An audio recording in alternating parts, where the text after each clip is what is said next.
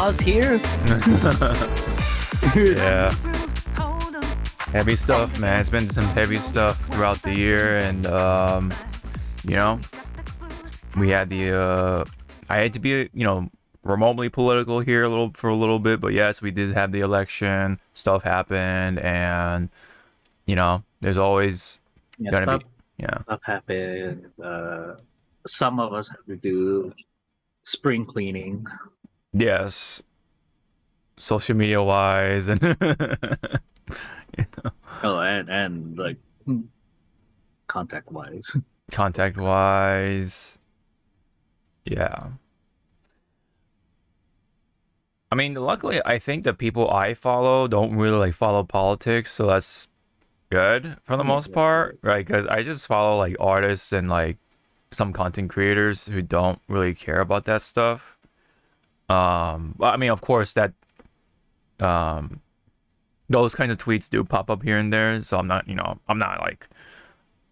completely isolated from that, but yeah, I kind of know what it's like to see that side of the internet, obviously, so that's why I try to avoid it as much as I can.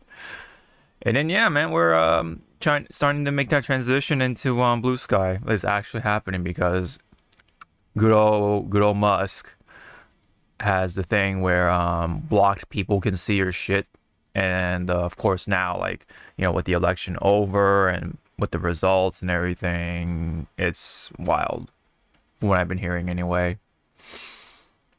It's a wild west, so yeah. I mean, it's democracy. Democracy did its thing, and right. So we have to just go along with it, and for another 4 years, and then so yeah. Now, well, I don't know. It's more of we'll see what's gonna happen in the next 4 years. Yeah.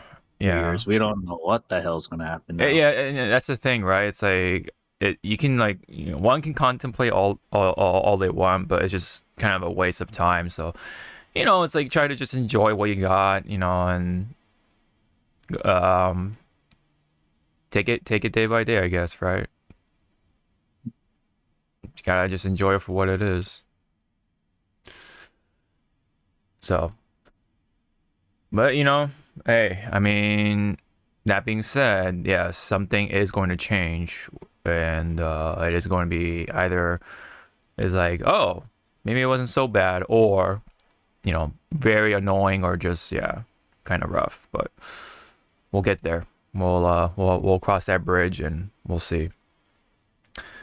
But some of that actually is going to leak into here in gaming, at least in a way, but we'll get to that in the frontline side of things.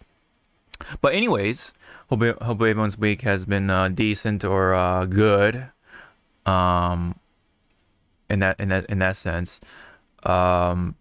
This is indeed just one away from 300 for the Hypecast, but we are in 299. So welcome back, everyone. Thank you for tuning in, and hope y'all can sit down, have some popcorn or something, and enjoy the show. So it's gonna be another ride, just like anything. Despite the what happened with the election and everything, all that stuff, yeah. But we're still here. We're still here, and we're gonna talk about some nerdy stuff, and tangents, all that stuff will be had. Anyway, tangents, and we're gonna talk about where the home is.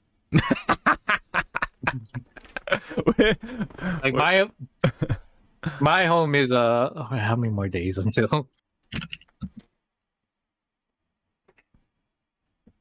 Oh God, December. There's 26 more days until my home is reached again.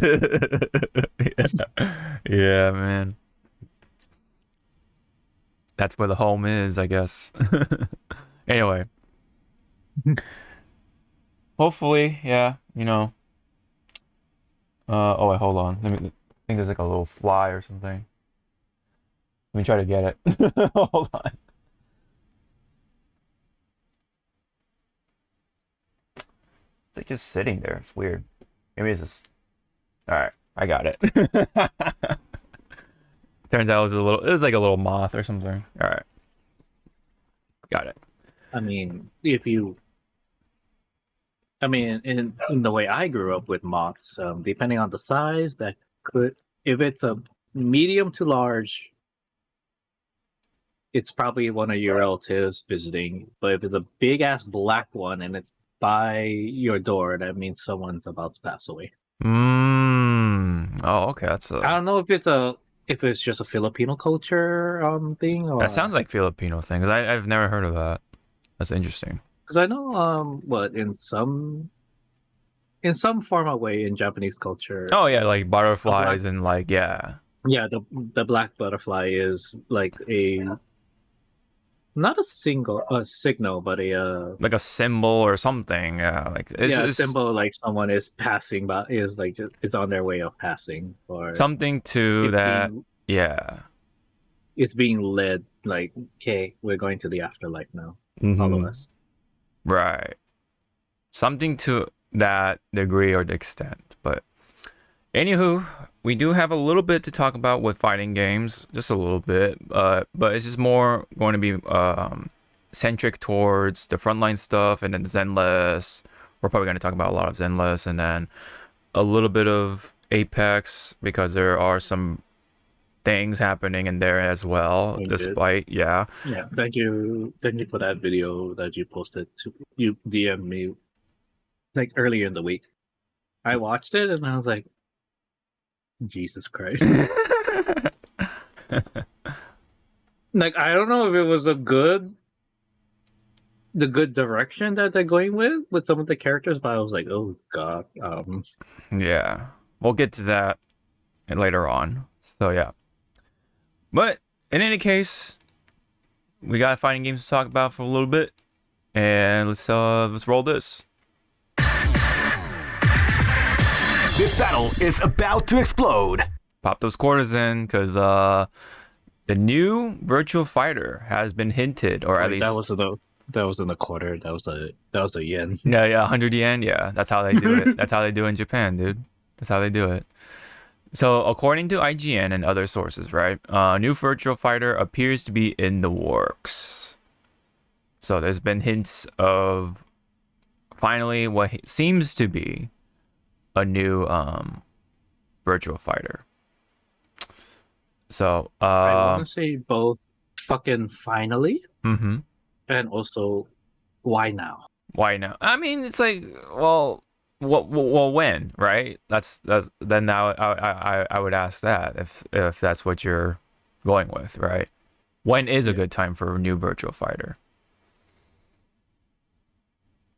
Or, instance, when is a good time to do, to do the next chapter? Or are you gonna be like how NetherRealms is doing? Is just pretty much reset the timeline. Yeah.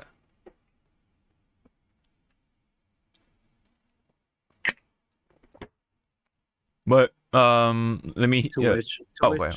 I don't think Street Fighter can do that. Do a time reset. Yeah, that's gonna be really weird. The lore is too deep at this point. And too deep, or just like it's like you just don't want to. Just don't want to fuck with it at this point. People are just gonna roll their eyes like, oh god, why? I mean, doesn't matter because fighting game villains don't stay dead for very long, as we kind of discover.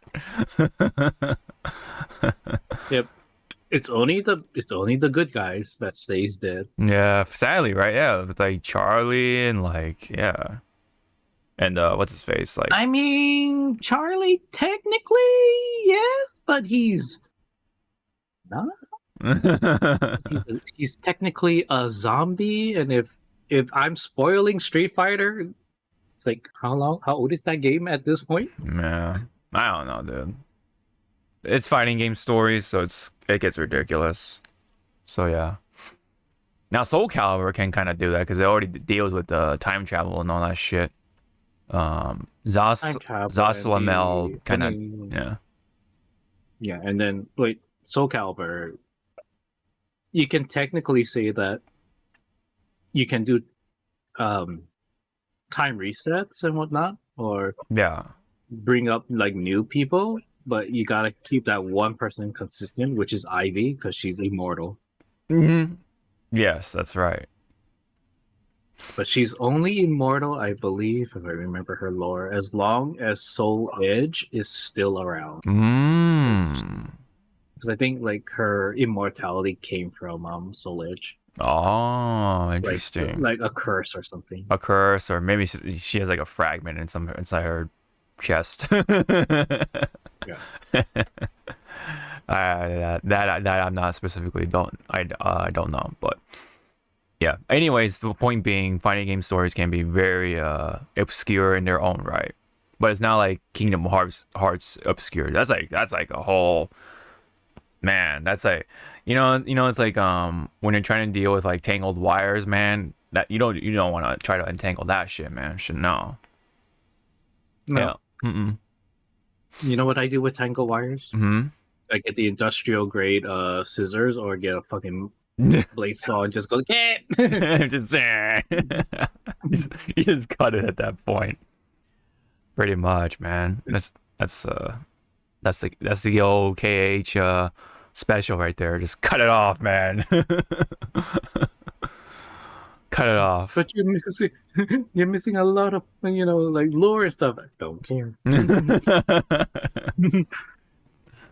Yeah, that's a whole mess right there. But anyway, so there is a quote right here. It says we have a suite of titles in development. This is a quote from, let me see, Justin Scarpone, the global head of the transmedia in Sega, I guess, saying, yeah, we have a suite of titles in development right now that fall into the legacy bucket, in which we announced last year at Game Awards, which is Crazy Taxi, Jet Set Radio, Streets of Rage, Shinobi, and we have another Virtual Fighter being developed. So that's all very exciting. So this is where, that's like the hint right there, or big hint, if at that. And so that's very exciting.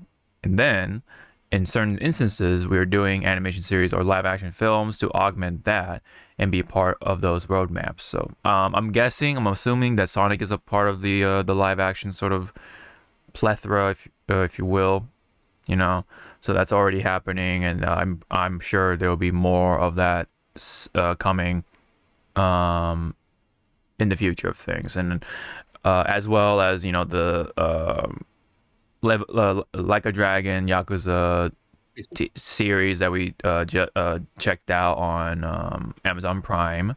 I'm sure that's part of that as well. I just didn't watch the last 3 episodes. The episodes, okay.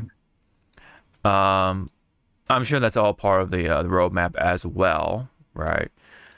So, but yes, a new Virtua Fighter is in the works. It seems like, and yeah. So it makes me wonder, right? Like, what's that gonna be like? Are they gonna use the same engine, or gonna like move on to Unreal or something? Or I don't know. We'll have to see about that. I mean, the Dragon engine. Well, oh no, actually no. I think I think even RGG or New Go to Studio has already moved over, excuse me, to Unreal as well, because I do remember the time, they said, we're moving on from the Dragon engine. So yeah, Unreal, man, it's that's the go-to pretty much at this point. So yeah, I believe hopefully that would mean whoever's developing Virtua Fighter as well are going to be utilizing the Unreal Engine as well, because I think whichever Virtua Fighter 5 final or the most recent edition used the Dragon engine to up the graphics and everything. That's why also we've seen like the costumes from like a dragon on some characters, because yes, that's basically using those assets, blah blah blah, whatever, right? So yeah, so I think they're going to be following a similar sort of flow. So therefore, yeah, Unreal Engine should be the thing to go to for Virtua Fighter's sort of foundation. Any other comments for Virtua Fighter, Zawa? Well, Virtua Fighter, I think if they wanted to cement that Virtua Fighter is going to, come back. Yeah. They probably want to do like a big collab or a guest character at this point. Yeah, I think yeah, if there is a fighting game that needs a guest character of like popular relevance, then probably yeah, Virtua Fighter could use some of that push. Could use the push, or I believe like fuck it. Well, Tekken and Street Fighter will be pretty much good grounds to go like, yeah. Okay, Tekken can have Akira, as their guest character, to promote the upcoming game, and Street Fighter could either have Jackie or her brother. Oh, you mean Sarah? And her brother, yeah, Jackie, yeah, because Jackie and Sarah, that's the siblings, yeah. I mean, I know because I do play Jackie, but anyway. Or throw it out there, like not obscure but unknown character from Virtua Fighter, fucking Kagemaru. The ninja, yeah. Throw him in as a guest character for like say Tekken. Yeah. Yeah, you have the Battle of the Ninjas. That'd be cool. I'd be down for that. Yeah. Well, you see that like Battle of Ninjas in Tekken, so it's like because Kagemaru doesn't really talk a lot, right? In his game. I don't think so. He just grunts and stuff, and then you have like Raven, just like talking and stuff, and it's like, why aren't you saying anything? You're just gonna stare like. Well, that's kind of like perfect because there are characters who don't talk still, which is like, of course, like Dragunov, and for whatever fucking reason, still Brian Fury, he just laughs. So, Kagemaru can blend in that sense. I just want to see a fight between Kagemaru and Dragunov. They're just staring at each other, and you're like at the sideline going like, "What are they doing?" It's like, I think they're having a staring contest. Yeah. Can you guys do something? You're staring very loudly. We can hear it. And they just both look at you. It's like, I'm sorry. And then they have that little scene where, like, of course, like you gotta have like that glass of water just like shatter or something somehow. Like, like, oh shit, something's intense. It's like, what did they do? Yeah, I don't know. Yeah. They're staring very hard. Yep. So yeah, we'll be waiting. We'll be waiting for that teaser or whatever. We'll be waiting. Or like something. All right. So up next, we do have something from Multiverses, and it is a character that's very beloved, if depending on where you're from. Right, and that is Raven from Teen Titans. And what artwork you have of this character? Staring at you, people. Right. Yeah. And then I forget this character, but I've seen her before from Adventure Time, right? Yeah. I think she's supposed to be like the girlfriend for the main character or something. I forget. I'm not. That's Ooh, excuse me. Oh, Marcy? Is that what it is? Marcy? Yeah. Okay. Marcy. Okay. Yeah, I'm not super familiar with Adventure Time. I just know of it. Once upon a time, it was pretty popular. But yes. I think there's a bit of a sample here. Hold on. First, we beat these losers, then we swap demon dad stories. We should hang sometime. Telepathically. Ooh, I gotta learn some of that dark dimension stuff. Wait till I tell the others about this. I wonder if it is Tara Strong that's voicing Raven. It sounds like her, especially with the official big trailer for Raven right here. Let me see. Hold on. Let me just check if that's the correct one. Robin. I'm actually surprised they actually went with her her leotard and all that stuff. You know, but hey. Are almost comic book accurate. Yeah. Yeah. Because you know, again, like Raven. Well, in general, DC Comics, they were, when it comes to the female character, they were really like. Yeah. But let me go ahead and just play the video. Yep. So.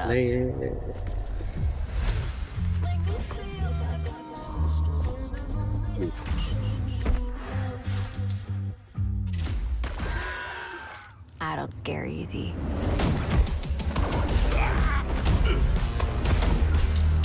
Oh yeah. Oh, and she says the thing from Cyborg. Your stupid pink flip-flops are making me inexplicably angry. Stop flipping around and hold still. You don't talk much. I respect that. Not bad. You don't talk much. I respect that. Fuck you.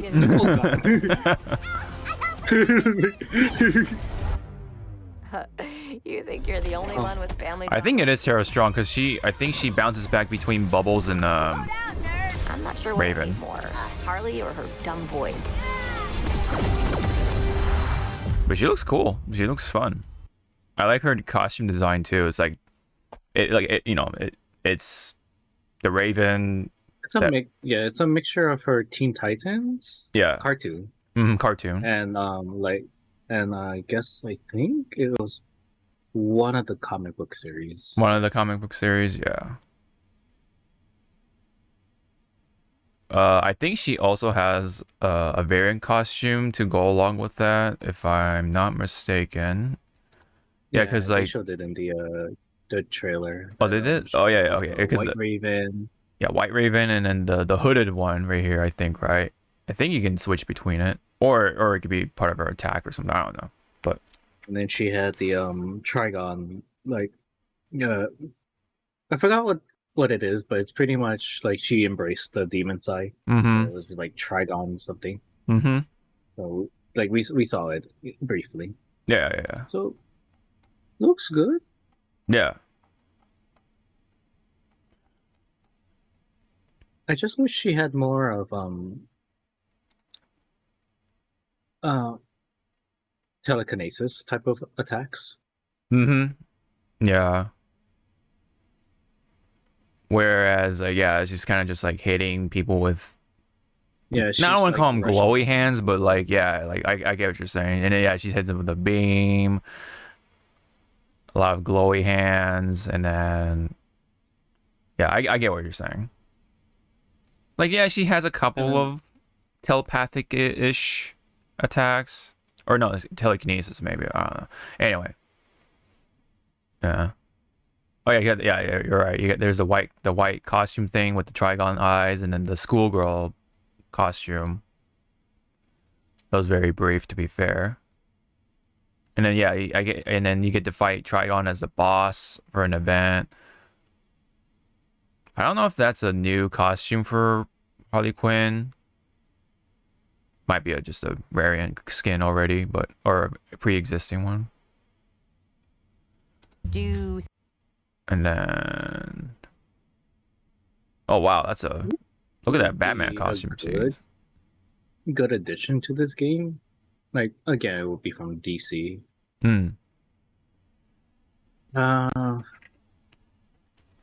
Oh god. Well, it will be more of her, like, like in Ultimate Marvel vs. Capcom 3, the training room stage. it would be nice to see like something like that, and it's Amanda Waller watching. Yes, yes. Kind of like a Danger Room-esque room. Yeah. Yeah. And she's like testing like, okay, who's compatible, who's like a good team member for Suicide Squad, possibly. Yeah. Mm-hmm. That'd be a cool and yet maybe like simple. Easter egg, or in-universe like thing. Mm-hmm. Yeah, have some sort of like virtual training testing room type of stage, and then have Amanda Waller like in the back, just watching menacingly, I guess, from the top section or whatever window. That'd be kind of cool. Yeah, Raven, man. Raven is she was definitely one of like my sort of middle school cartoon crushes, if you will. Naughty. I mean, come on, man. I'm not alone. I know I'm not alone. People really like, yeah. Man, I remember playing the Teen Titans like web fighting game, on the browser fighting game on cartoonnetwork.com, man. Like everyone was playing it in the computer lab, man, on those old ass Macs or whatever, those old ass Apple computers. Jeez. Oh, the see-through one? Yeah, the with the clear shell, the blue, that's like blue or various colors. Man. Yep. Jeez, man. Those were IMAX. Yeah, those were IMAX, and it was more funny in my school. Mm-hmm. Like we pretty much had like rows of like each row was like synchronized to one color. Yes. And it was weird. Mm-hmm. We don't know why. But now that I think of it, the computers that was more towards the front of the classroom. So there was like four rows. And this is the front. Mm-hmm. So the ones that were here, they were like the fastest. Like their processing were fast and stuff. Interesting. But the ones in the back was slow as fuck. But now I think of it, it's like I think they made it slow for like, you know, people that or students that like to like just hide in the back and pretend they're working and when you know it's supposed you're supposed to like show up your equations or your work, you know, you cannot because you know either you're slacking off or not paying attention. Yeah, they can't use the computer because it's too slow. Yep. Yeah. Okay. Yeah. Interesting. So yeah. For right now, it's Raven, and then what's and it? Then where's her boyfriend? Where's BB? Yeah, BB. Yeah. Do you like that ship with Raven and BB or Beast Boy? Do you agree with that? I agree. Yeah. I do wish it was BB and Cyborg. Come on. they had such a. You cannot tell me that Cyborg and BB had like such a huge ass bromance with each other. They bromance, yeah, and they were such bros in the Teen Titans that without even saying bros, you know, that's the beauty of it, you know. You know. And then there's Robin. Robin, yeah. Robin and Starfire. Did you cheer when they finally kissed? I was like kind of like whatever at that point. I was kind of indifferent because I'm more into Raven and Beast Boy, to be personal. Because I like, come on, man. I like Raven and I want to be happy, and then Beast Boy kind of is like, I feel like he's the one for her, and you can kind of see it like with Raven whenever she is interacting with Beast Boy, you know. Yeah. She's pretty much was, for our American audience, a tsundere. Yeah, kind of. Yeah, in a way. Like, doesn't want to admit it, but yeah, like you kind of can see it. And then like, but now if she was a yandere, then they would be like, oh man, you pull back Beast Boy, is like, oh boy, yikes! Touch this child. Do not touch this child. You know the picture of the kid with the cross, like. Or the other picture, I think it was like it was like a guy jumped into a girl's arm and she's just pointing.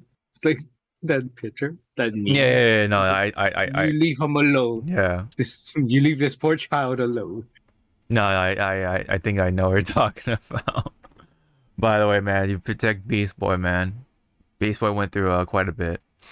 Yeah, but do you whatchamacall? What was the other ship? Oh yeah, no, it was Beast Boy and Terra, right? Terra. Yeah. No. No. I didn't like that Right. shit of Beast Boy and Terra because it felt too forced. Forced, yes. It wasn't yeah. It wasn't natural. Yeah. It's kind of just like it was pretty much like that. The whole I'm just gonna bring down Disney's like it's that whole fucking love at first sight thing, and it's like, as I'm gonna say it again, bring Disney into it. Frozen said it best. Like you can't just marry or fall in love with somebody that you just met. You need to build up that relationship. It's like, thank you. Yep. It's like, it was and then like what was even like a little weirder, it was because it was literally the last episode before that like that long hiatus or whatever the fuck for Teen Titans was with Beast Boy seeing Terra at school, and like remember that episode, and then that was it. It was like that was like literally the end for Teen Titans. It felt like I'm like what the like what kind of note is that? And also like Beast Boy trying to get back with Terra, but when you watch it, like the sequence of events is like Beast Boy, you are like borderline fucking stalking. Like, I'm gonna call the cops. Yeah, a little, I get it, like, but, you really like her and all that stuff, but man, you gotta let it go, man. You got, there's a time in your life where you gotta let go of something, man, and it hurts. Yes, I know, it sucks, but you gotta do it, man, because there's a chance that someone else kind of needs you in their life. That happens to be Raven. He is the light to her darkness, pretty much. But yes, in the comics, for the most part, what you're saying is Beast Boy wanted to fill her heart with fill her dark. What was it? That fucking stupid line from the MC. The what? The MCU? Fill your dark. No, DMC. Oh, Devil May Cry. Oh, Fill your DMC. darkness with light. Oh, man. Yep.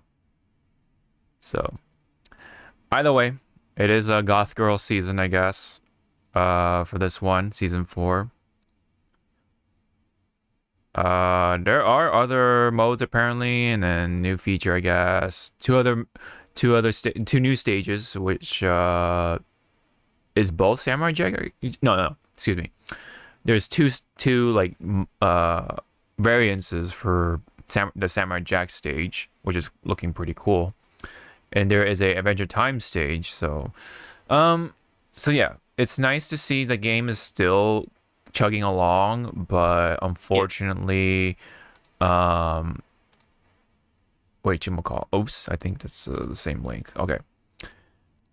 WB, being the fucking company's like, we don't know what the fuck we're doing, admits that Multiverses has been underperforming, and they have taken another $100 million hit to their business, to their gaming side anyway.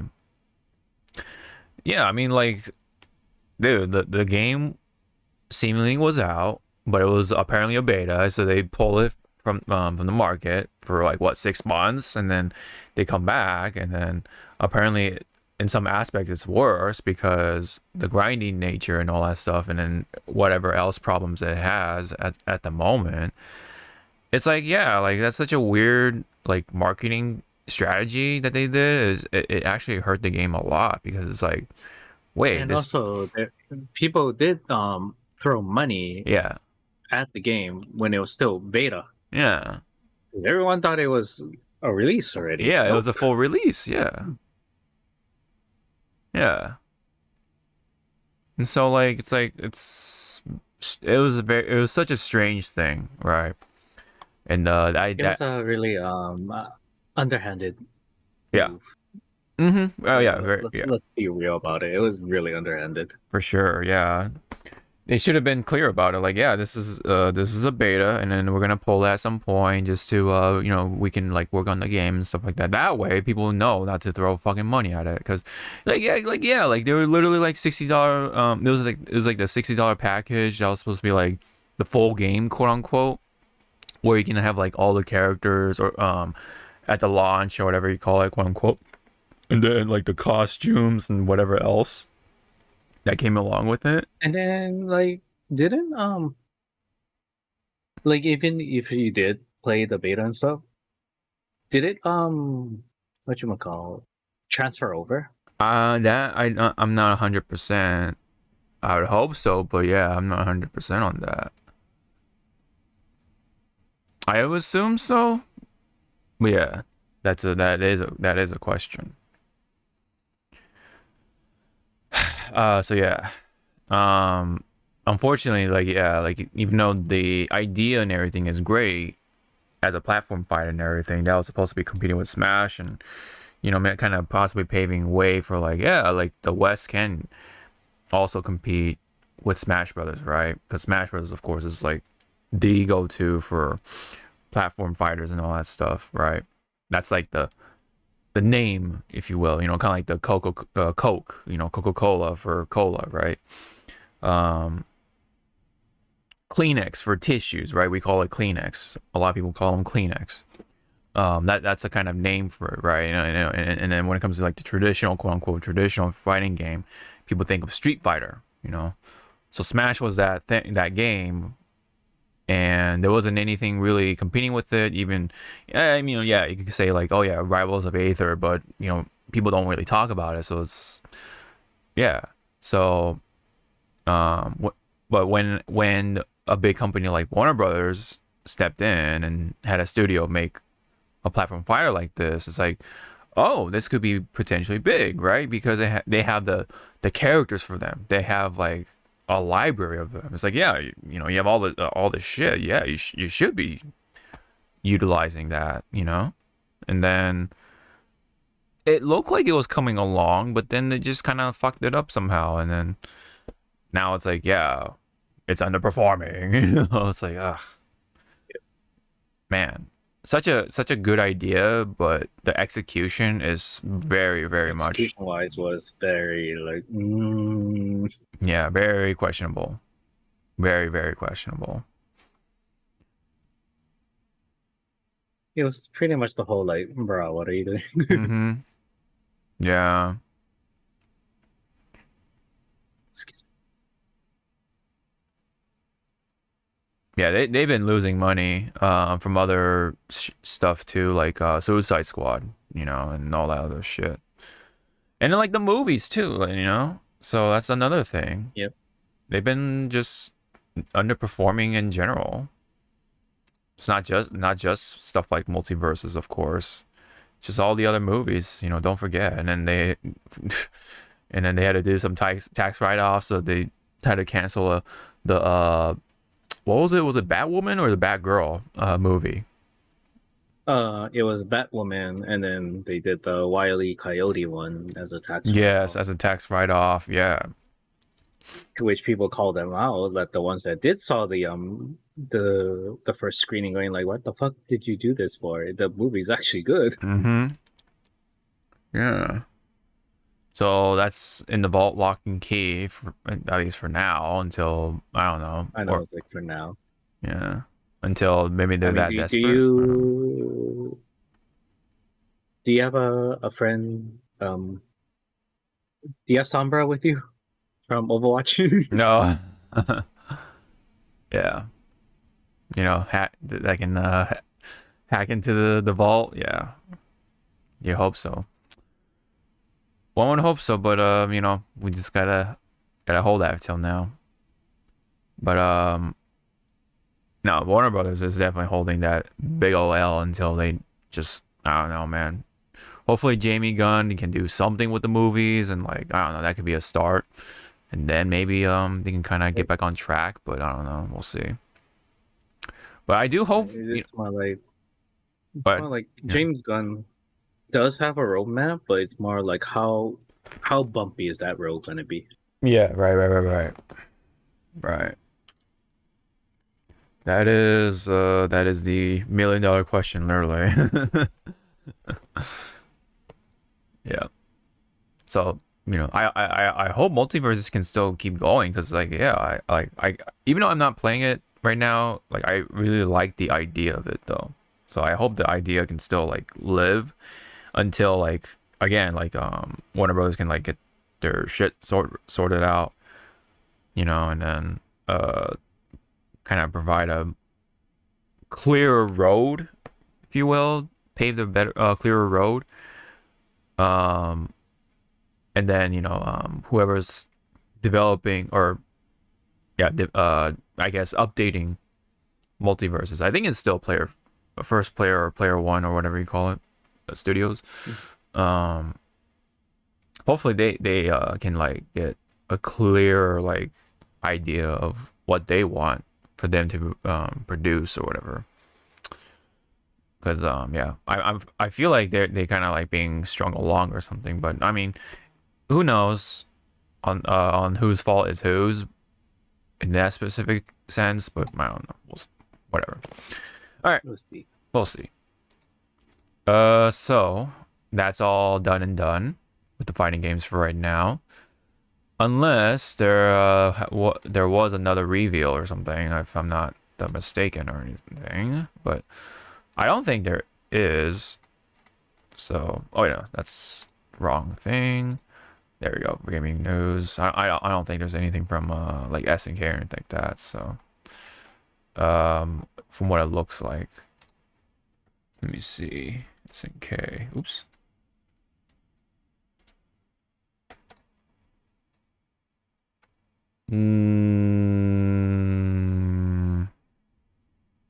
No, it doesn't look like it. So I think the only thing from SNK is the new Metal Slug game apparently. But yeah, that's about it. So anyway, just gotta move on and head on over to the Frontline news.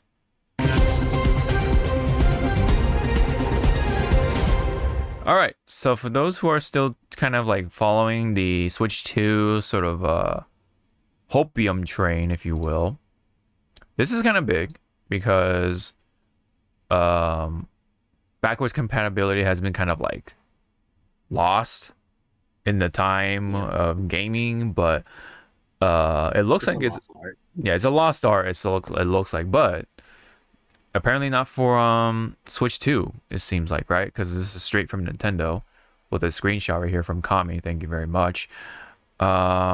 This is Furukawa. At today's corporate management policy briefing, we announced that the Nintendo Switch software will also be compatible with the successor on the successor to Nintendo Switch. Nintendo Switch Online will be available on the successor to Nintendo Switch as well. Further information about the successor to Nintendo Switch, including its compatibility with Nintendo Switch, will be announced at a later date. So there you go. Very, very direct with it. Now, Switch 2 will have full backwards compatibility, right, for the most part. So that's good. What's your take on that? Fucking finally, but again, you're still in the waiting phase to get more, to see it. Right. Right now, it's just talk.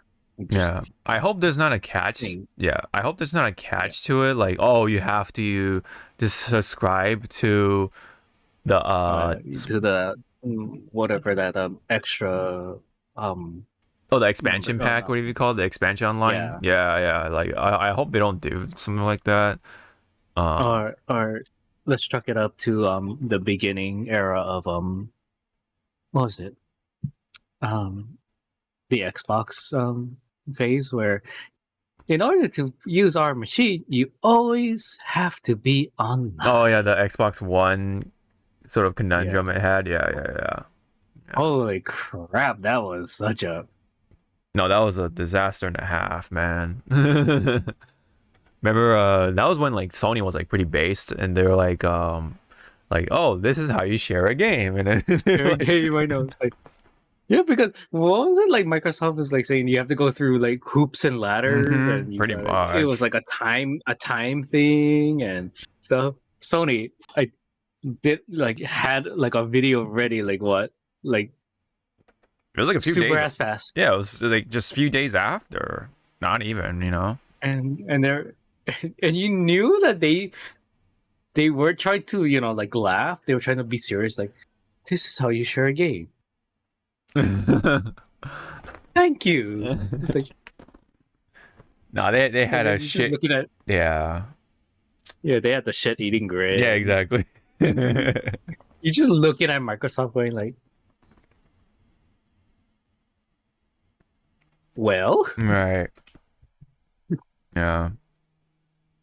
But now it's like they're nowadays, yeah, Sony's kind of like, they're kind of like on the same level as Xbox in a way, but their own like little, they have their own little stink, right? Their own different kind of stink. But whatever, man, And then meanwhile, yeah, Nintendo's kind of like also not stinky, but like what do you call it? Like it just has that like that old dusty smell, you know what I mean? Like kind of that stale smell. They gotta like clean that up. So hopefully maybe the Switch 2 will be the way to start that cleanup and be on the their merry way. But allow some... Oh wait, go ahead. With the Switch 2, yeah. Because Nintendo wants to be affordable for everyone. Yes. With the product. Yeah. Have good hardware, but do not make it like we have to break the damn bank to get this upcoming console. Right. That's gonna be tight, right? I'm still really on the fence that I love my PS5 right now, base PS5. Mm-hmm. I ain't gonna throw fucking another $800 down the drain, and also an extra $100 to get the disc port. Disc port, yeah, man. Oh, and also the what's it called, the stand, the stand. But according to friends that still work at GameStop, you can trade in your base PS5 and you can get like the PS5 Pro for like a cheaper price. It's like, okay, what about will that thing also work for like the disc drive and stuff? Nope, just the PS5. Huh. Like, I guess. It's like it's that big, like, yeah. But I know, like, Max Game Tease, why did you buy the console for just one game? I can't say shit. Because the only reason why I bought a Wii U was just to play fucking Bayonetta 2. Yeah. Alright, so I can't say shit. I cannot really ridicule Max for PS5 Pro. That's right. That's the sort of situation. Would you put down that kind of money for one game for a game? But that is also why there's console exclusive games. It's like, which one has the better exclusives? And yes, we can get a debate from God knows to the end of time. Yeah, I can't really say Xbox anymore because majority of those games that will be on Xbox gonna be on PC, on Windows. Yeah, Steam. Windows, PC. Yeah, exactly. Right. So I'm not trying to sound like an asshole, but it's gonna sound asshole-y. Microsoft needs to get out of the console war or the console game. Yeah, the console market. Yeah, easy. I think so. I think that's what I've been also thinking as well. It's like, it just does not make sense. I mean, I guess maybe it's to tap into the market where they, for people who just don't want to deal with PCs, right? Like they just want PCs, yeah, they upgrading. Oh, one part is fucking failing, so you have to either swap replace it or Mm-hmm. pray to God that your warranty is still up. Yeah. But to me, it's like that's what the Series X, because when they were taking it apart and stuff and showing all the components, I was like, bro, you just made a fucking mini rig. Mm-hmm. That's basically it. That your Xbox Series is just a mini rig in training. Yeah, in training.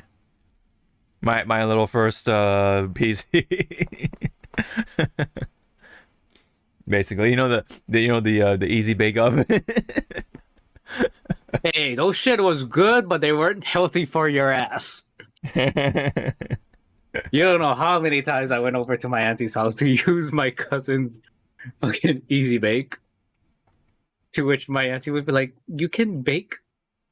She'd be like, "I have the ingredients to make the shit that you're making right now. Come to the kitchen." I don't know how to use that. I like this. It goes ding, done.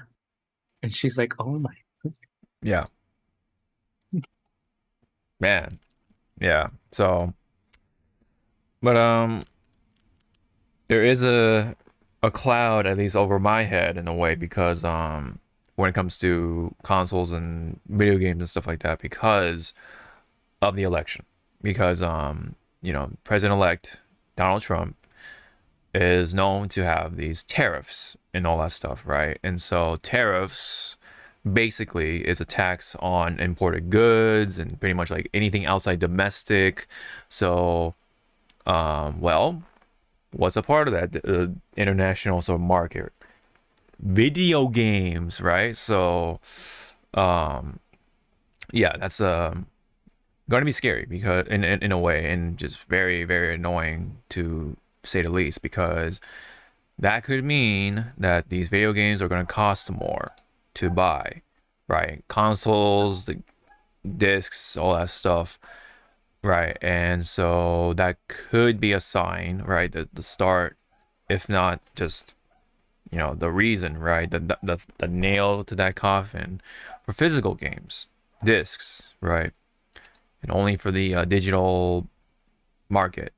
And we all kind of know at this point, like when you buy something from the digital market, you don't really have like the full rights, right? You only have like a license technically to play that game. So let's say like the game shuts down, or the servers shut down, the internet shuts down, whatever, all that, the infrastructure shuts down.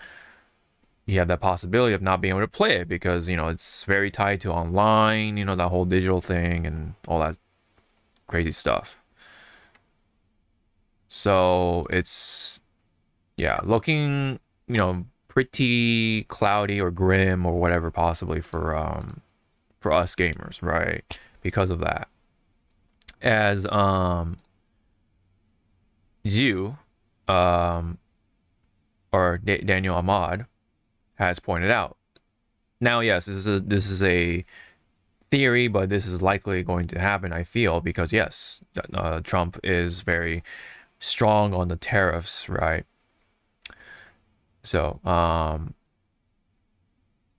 during the first term of Donald Trump, he was going to pretty much have these tariffs come into play, but for whatever reason they were delayed, and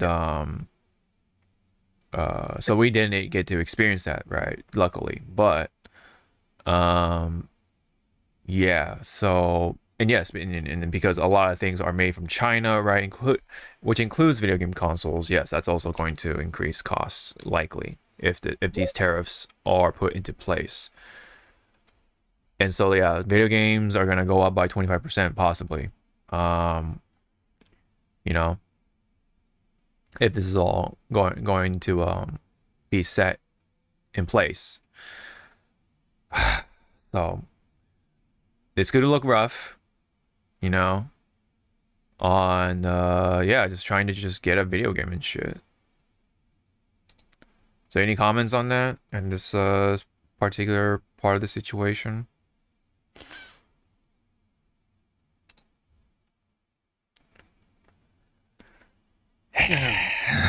It's more like it's now the wait and see phase. Yeah.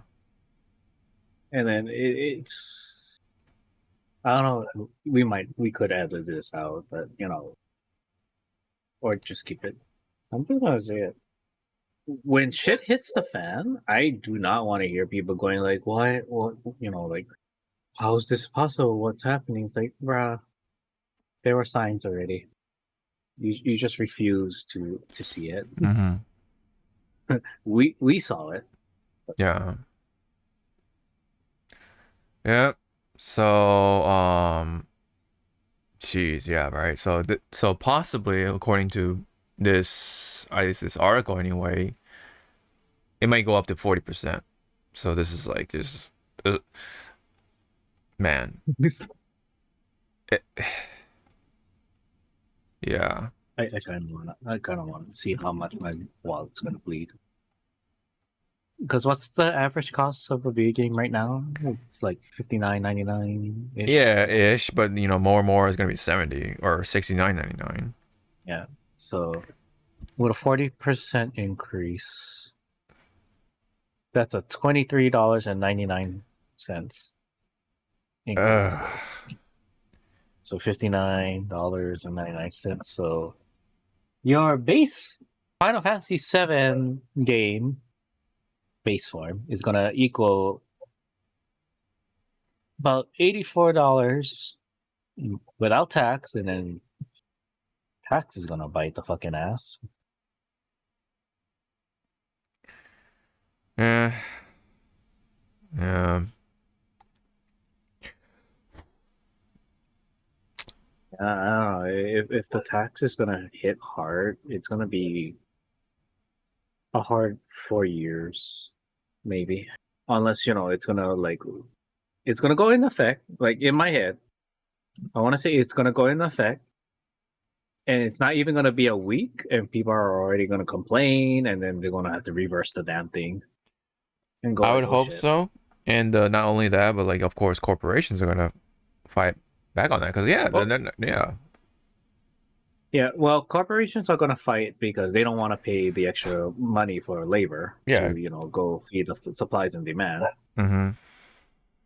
Two, because of the whole like hyped up on like goods that will be here in America. A lot of people are not going to be able to buy your said goods, so they're going to be like, "Fuck, we're not making money." Right. We bought all of this supplies, but no one can buy it because it went up. Right. Yeah. So yeah, we'll have to wait and see pretty much of what's going to happen, how it's going to take effect, and all that.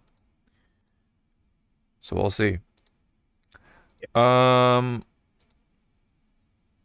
Let me also get this out of the way. Before we go into other certain news. So there was yet another passing, right, of a great actor, from the another person from the entertainment side of the industry, and that is Tony Todd. Tony Todd, largely known for his role for Candyman back in the day, and then one of his wait, what was the name? The Candyman. I'm sorry, go ahead. No, I was like, I was almost gonna be like, keep going, and then Candyman just appears behind you, like, no. And of course, he had many other roles, but yeah, he was. Well, he wasn't named, but he was unofficially named Death during the Final Destination franchise because you could tell that this was death, like actual death, like speaking to the not heroes but to the victims, pretty much of that franchise. He was also a really good actor in I think it was Red Rock with Sean Connery. Oh yeah, with also Nicolas Cage. right? I think it was like The Rock or something. Oh yeah, The Rock or something. Yeah. I think yeah, I do remember that. That was like a long time ago. But don't forget, also like in terms of recent stuff, Spider-Man 2 with the video game Spider-Man 2, with Venom. Oh, he's gonna bring out I think the statue. Hold on. Yep. Touch you.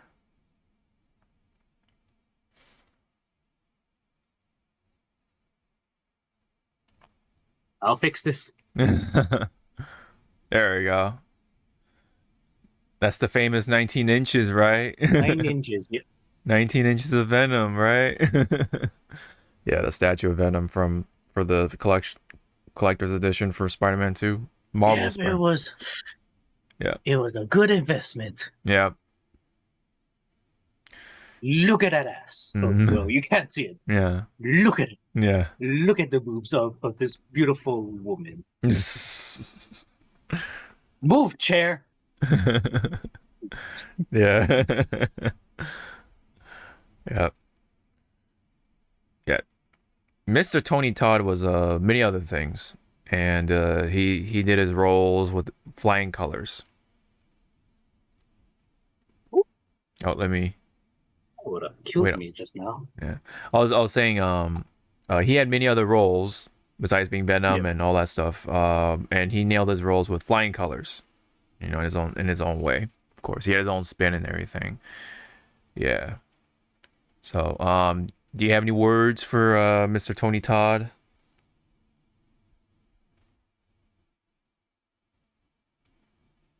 Technically, now he's, because of Candyman, he's pretty much a dream. He can be a dream demon and just go like haunt people. But what has not been said already? Condolence to the family. Yeah. And to his cat right now, because his cat's gonna be missing him. Oh man, that sucks. Man. He was almost 70. He was almost 70 as well. Just to throw it in there, man. Too soon. Too soon.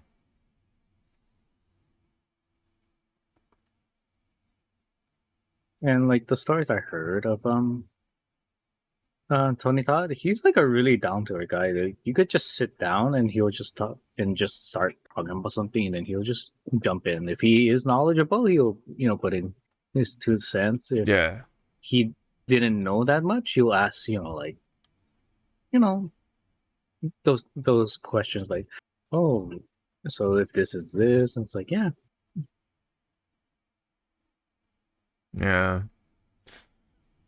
Yep. So this year's been already been tough, man.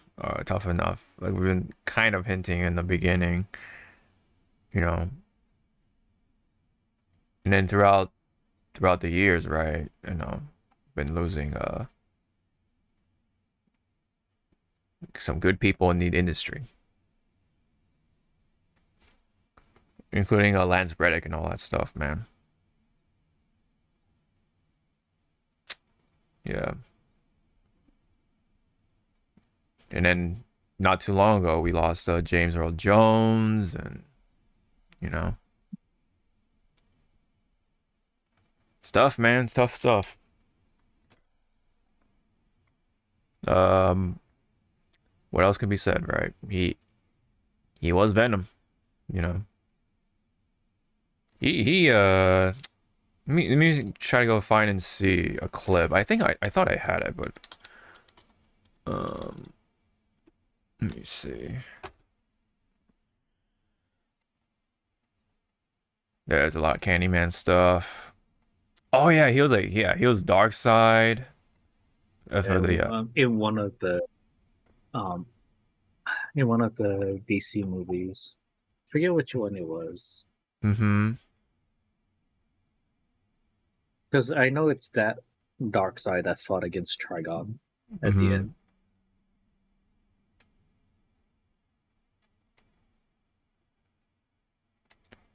Oh yeah, he was also Go Backup. I think it was Ultra, not Ultra Mike. It was Sentinel Prime. Where is it? Going. Oh, he was. Yeah. He was the Fallen too. Yeah, he was the Fallen, which was Sentinel Prime, or not Sentinel Prime. Fuck. So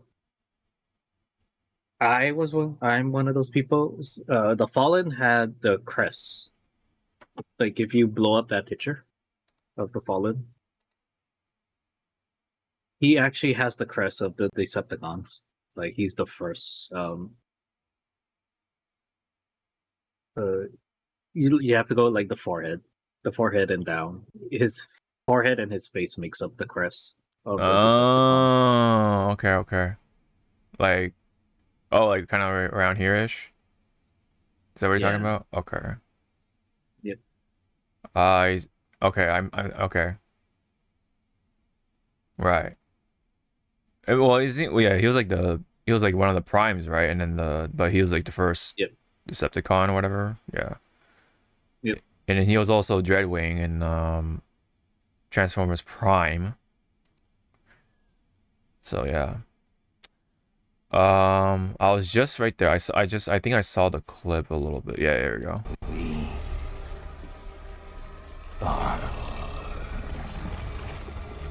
Daddy. Wait, what? We are your son.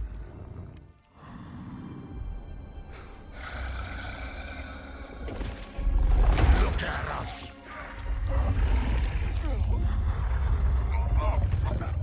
We are healthy, strong. This is what you want, isn't it? Thanks for coming, Pete. We want to show you something.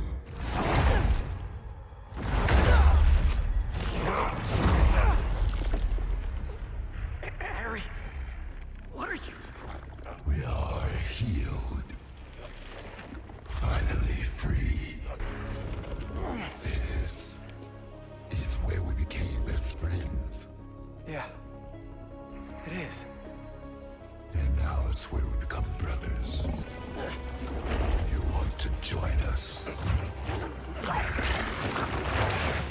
We know it.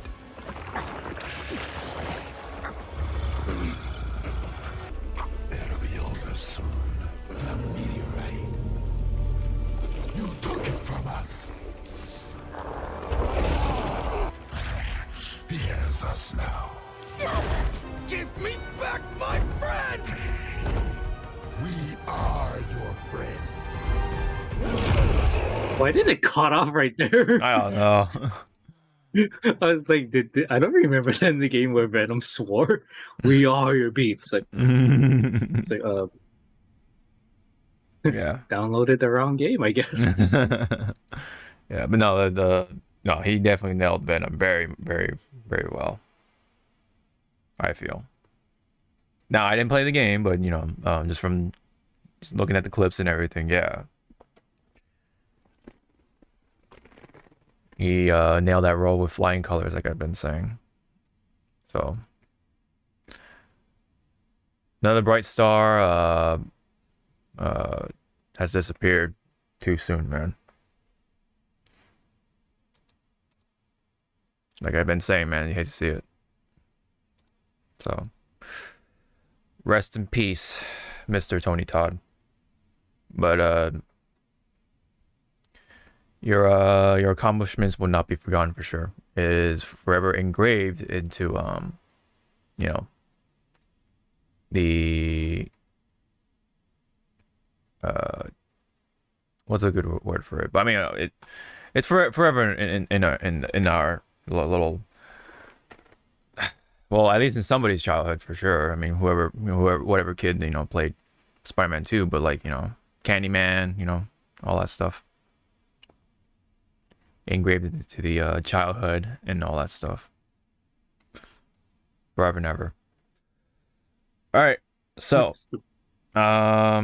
with that said, let's go into some different kind of news. We don't really talk about this usually, but I thought I'd just toss this in here for the sake of entertainment to help us get a little a little bit of a lift in a way, because this is the story of Johnny Somali.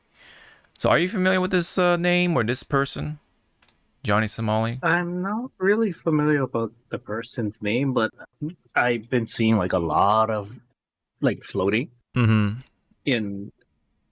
Twitter, and then like Kenny like was like posting a lot of stuff about him.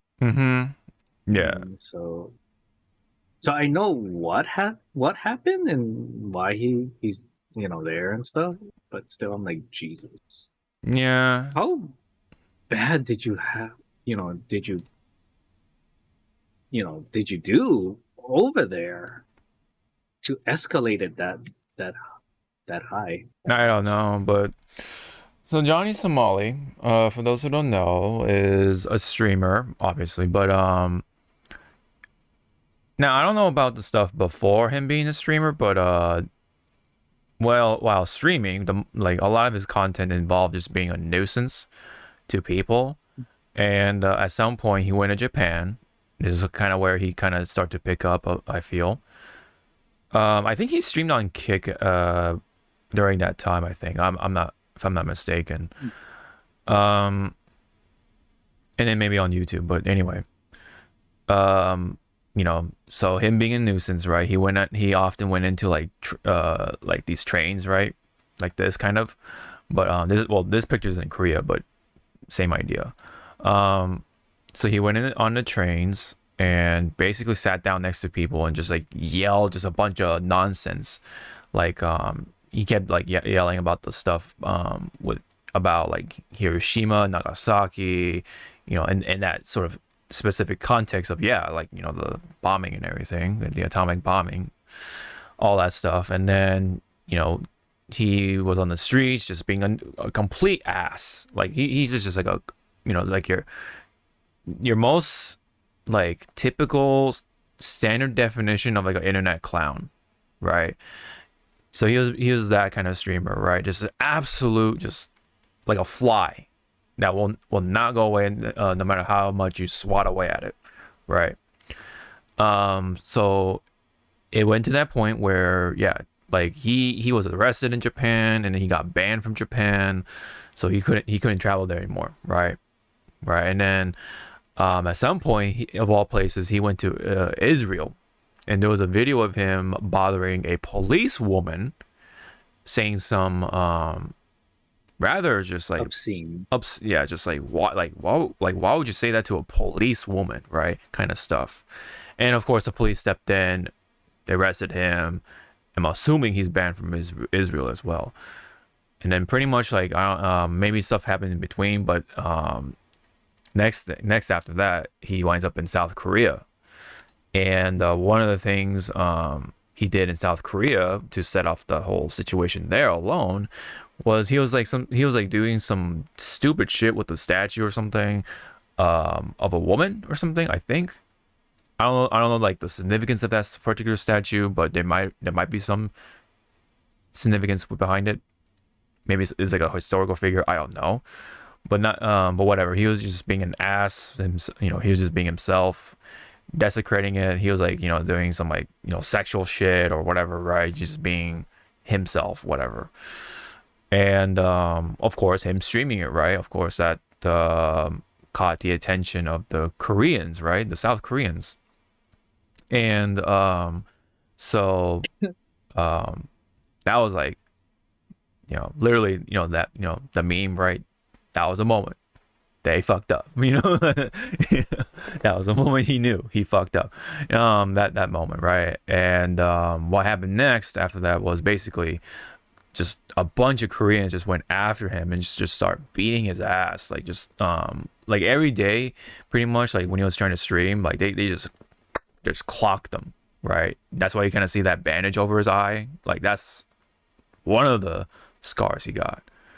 So they're just people going after him, pretty much. And I guess this was like even crazier in Korea than like what happened in Israel, because Israel also a similar thing. Like people knew him by then, you know, his face, his name, because yeah, that's what he did to himself. He streamed and all that stuff, right? He made a name for himself in that light. And so the Israelis, people in Israel were beating his ass, and then same thing here in Korea. People were beating his ass to a point where and the Koreans took it to the next level, to where people put a bounty on him, pretty much. Some money behind it, actual money behind it, to find him and just beat his ass and shit. And like apparently a lot of people, like Koreans who stream, were like pretty much like trying to find this guy and just to get a piece of him. And whenever they're going to proceed with that ass beating, they actually cut off the. Oh no, they didn't stream, right? Because they didn't want him to see them coming, right? So, it goes pretty far, right? Yep.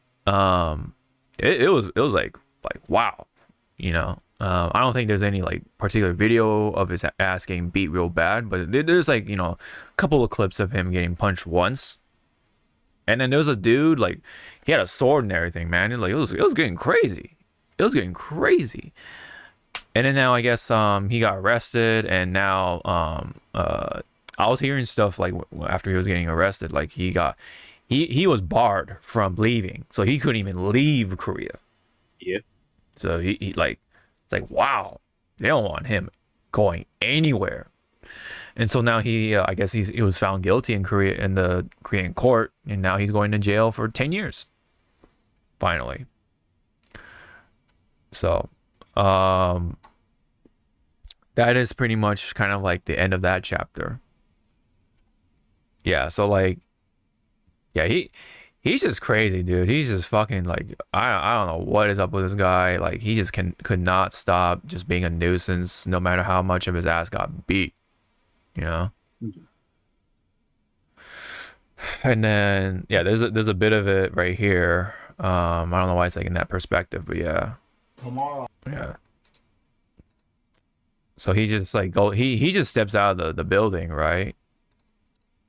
I'll just mute it for the sake of it, but because I don't want to hear this guy's voice. But anyway, so he just steps outside, and then boom, right here, like you couldn't even see the guy coming, like the camera guy couldn't even see him. That's how fast it was. Just clocked him. And then yeah, they look at the camera guy. He's getting like wrestled and everything. Yeah, this guy, if you can kind of see him, the dude had like gear on. Look at him. Like, you can see his vest. Like, look at it. Beep beep. Yeah. He had pretty much. Yeah. He had gear on and everything, dude. Yeah, so just yeah. Everything about him, like, yeah, like he's kind of asking for it, dude. Like he's kind of like, he has a face that you want to punch, kind of thing, because he just painted himself as. I was gonna say that, but I didn't want to be an asshole. Right. But it's like, probably people already said it already. But yeah. I mean, he is asking for it, and I think he knows it, but like that's kind of like, I don't know. It's like, I think he was just like addicted to the attention or something, in the most horrible way possible. Like, he just could not stop. Because he did it in Japan, he did it in Israel, of all places, dude. It, like, man, Israel. It's like, why, right? You know, and then like South Korea, right? Man, you were just asking for it, man, and just yeah. I pretty much it like caught up to him, I think, and now he's in jail for 10 years. He's going to it says over 10 years in jail. It's like, fuck, man. All because he couldn't just stop. He couldn't just be quiet. Mm-hmm. Pretty much. It's like he really felt like that was the only way for him to get attention, because, like, you know, like, if he were to try to just make content for the sake of it, I don't know, for whatever else, he couldn't get the numbers he wanted or something. I don't know, man. He's just too addicted to that shit. and then whenever he saw that like his numbers went up when he was a nuisance, then that's when he started, right? That's when he kept going with it. It's like, once you pop, you can't stop. But then, you get popped for real, right? Like, possibly that shit can get dangerous, obviously. But but luckily I don't think he ever got shot at, but I think people like pulled out a gun on him or something. I am assuming so anyway. I would not be surprised, but either way, people beat the shit out of him, man. So but let's make it clear though, and if it's not obvious already, he asked for it, he asked for it, and he got what he asked for. Now he's in jail. And I think there was a quote, I think it's here or something. I think I might have so it's pretty much go ahead. Pretty much what? He pretty much was the definition of that that meme, or that fuck around and find out. Oh no, he fucked around too much, and he definitely got his he got his comeuppance. Yeah, exactly. Yeah, reap what you sow, kind of thing. Oh my god, what is up with the cat, man? What are you doing to that cat? I'm just holding her. She just likes your cat's legs. I know. Look at her little beans. Yeah, little paws. Yeah. Kitty, what do you say about that guy? What do you say? I think Just has like a little grumpy face. because you just woke up, I can tell. Yeah, a little groggy or something. Yeah. Yeah. So the only quote I guess apparently from Mr. Sabali here is, "I'm a young person. I made a mistake." That's all he said, I guess. According to. What a mistake, my child. Yeah. You knew what you were doing, dude. Yeah. You have an international police record on your rap sheet. Yeah. Give him 20 years now just for trying to apologize. Yeah. Yeah.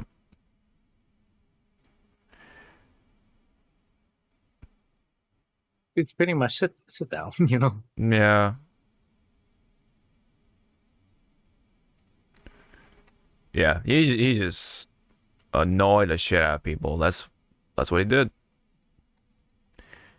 There were those like prank channels and those like social experiment channels were like tasteful and stuff like that, and they're like clever at times, and I have my respect for that, I guess, for those people who can do that. But if you're just like a complete ass, it's just like ugh. I mean, he's not the only one, obviously, but like there's like those teenagers that just do that shit. It's just, oh my god, why? I'm so yeah. They're like, you go over there, stay over there. Do not even come near us. Do not even breathe. Yeah.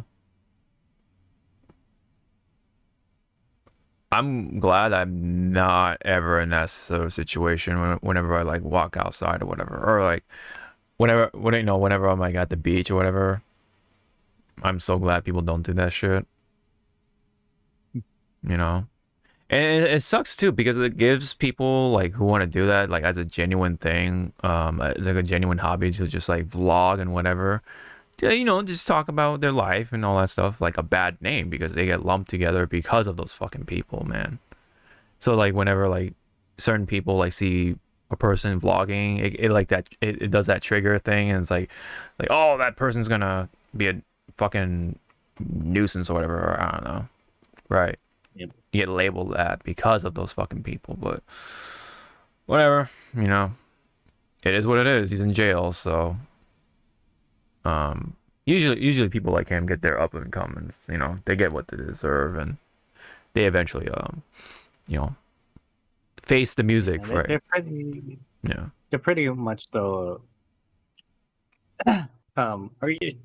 when they do dumb stuff like this, and they get the comeuppance. It's basically Arthur from Joker screaming at them, "You get what you fucking deserve." Mm-hmm. Yep. Yeah. Right.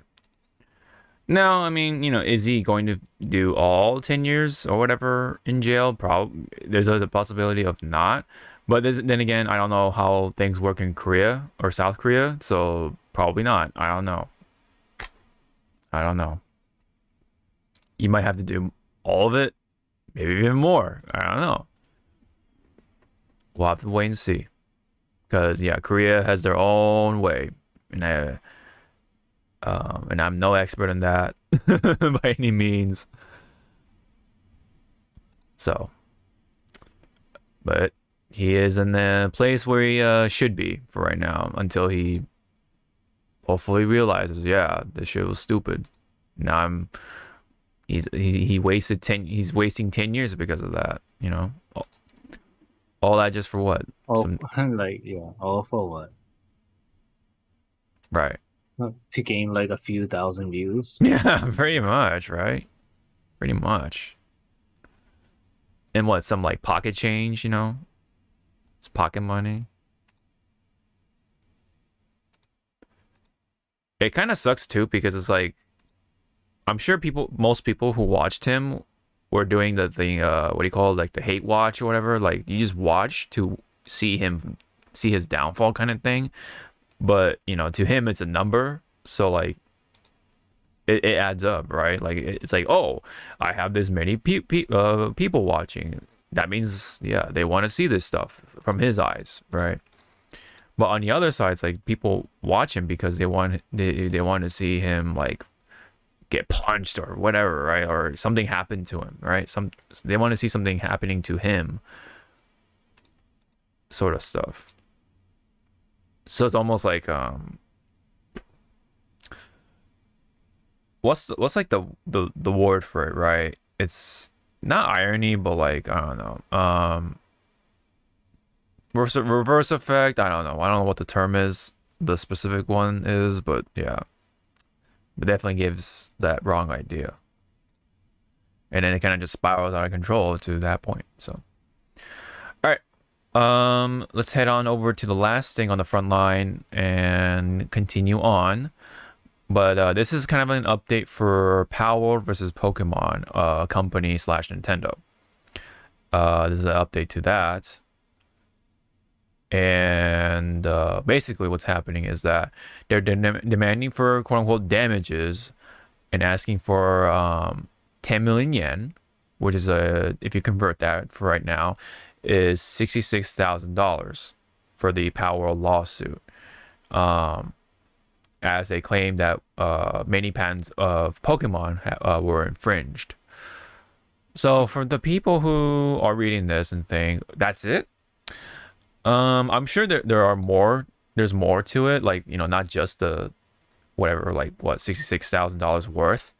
But I'm pretty sure they have to like fulfill, or they give them like conditions or ultimatums or whatever you call them, like in court, yeah. Right? Like, oh, don't do this or don't do that, right? And stuff like that. I'm sure there's more to it than just that little, well, to some people, to that little amount, right? Yeah.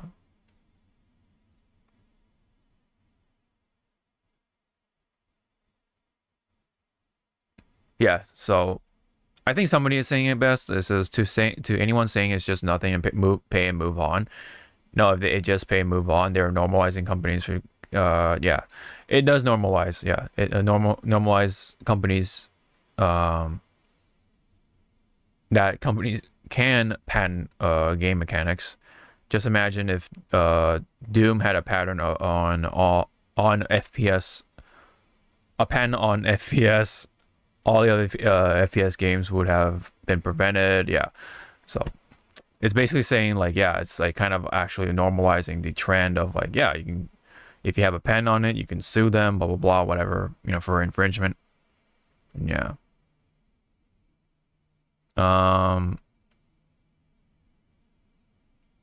somebody also said it best. Let me see.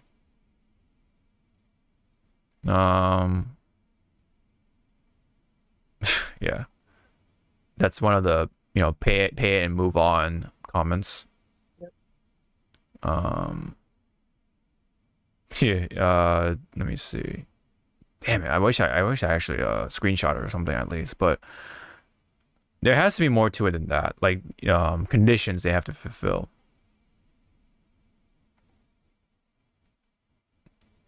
And you have to remember, like, you're not fucking in America, right? Like, so this is Japan we're talking about. So to you, maybe it's not that much, I guess. I mean, can you dish out $66,000? I'm pretty sure most of these people are average Joes, so I'm pretty sure they can't just like spit out 66 grand just like that, right? But yeah.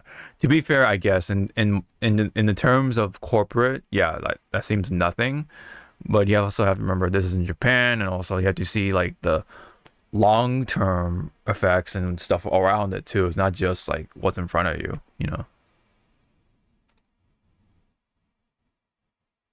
Like again, like somebody said it, it's like, yeah, that's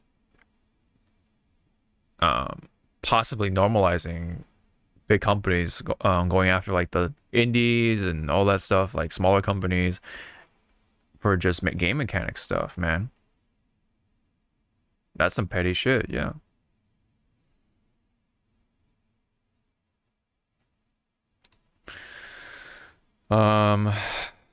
Yeah. Yeah, so the in conjunction, right? Like possibly this is just a possibility. It's not set in stone or anything, but yeah, like they possibly will have to stop selling Pal World until they get rid of the infringing acts, blah blah blah, until they like change up the things. Like, yeah, it's obviously they have to change up the game, like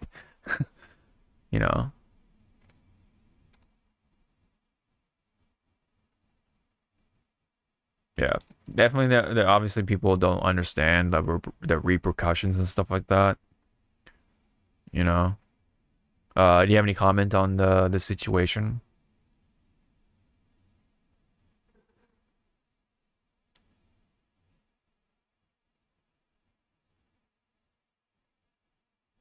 Oh. I just blanked out. Sorry, it's okay. I was asking, like, do you have any comment on the situation? Okay. If this is part 2, what is part 3 now? Right, like I'm thinking part 3 would be like, what's the stuff that comes with what's that? What's the final nail? Because is it Nintendo is trying to find something. They found stuff, but they're trying to find that bigger fish, right? Yeah.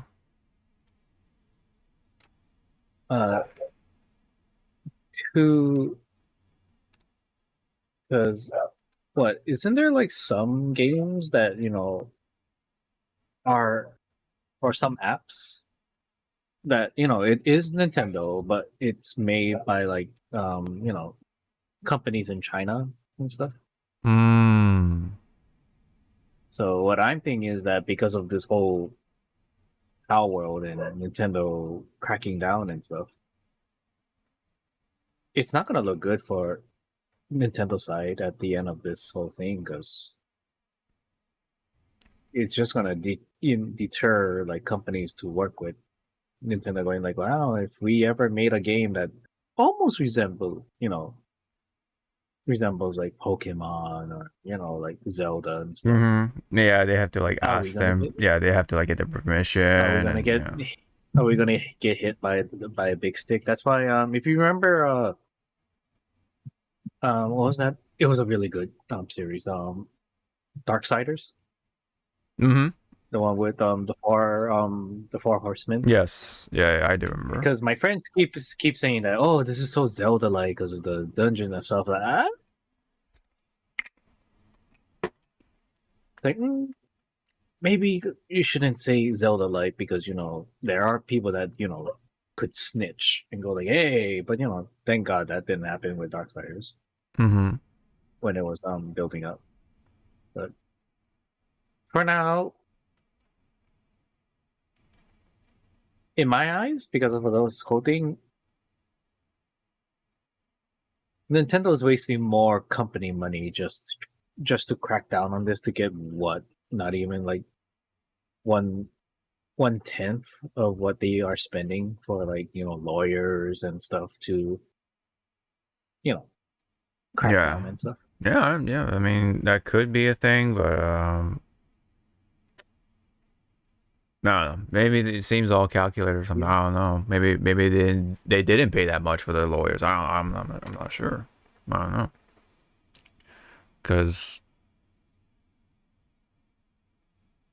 I mean, they have to be asking more than if that's the case, But yeah, it does say seeks injunction against infringement, compensation for damages, blah blah blah. Like, so obviously it's not just the $66,000 worth, right?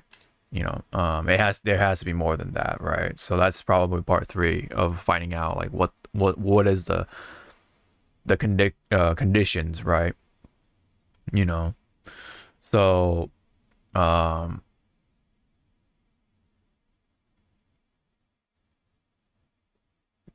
question is, are they gonna actually pay for it, or are they going to keep fighting it, or you know what I mean? Like, when it comes to Pocket Pair rather, that's the company developing it.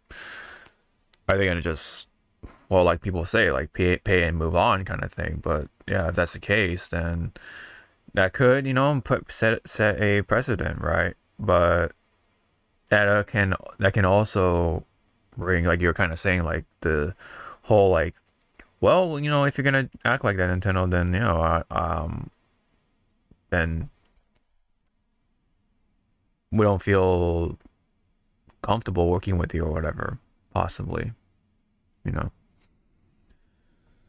But there has to be more than just the money. I'm sure there's stuff coming that we'll find out about what Nintendo wants, completely or whatever from Pocket Pair. So possibly like have them stop selling it, or they want them to change things. Of course, maybe this is just like a warning. I don't know.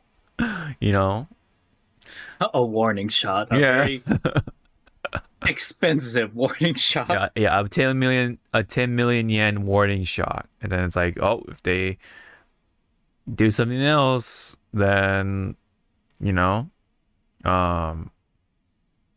we're gonna ask for more money or something, or even do more than just ask for money. It's like but isn't I thought Power World is coming to PlayStation, right? So maybe Sony might step in and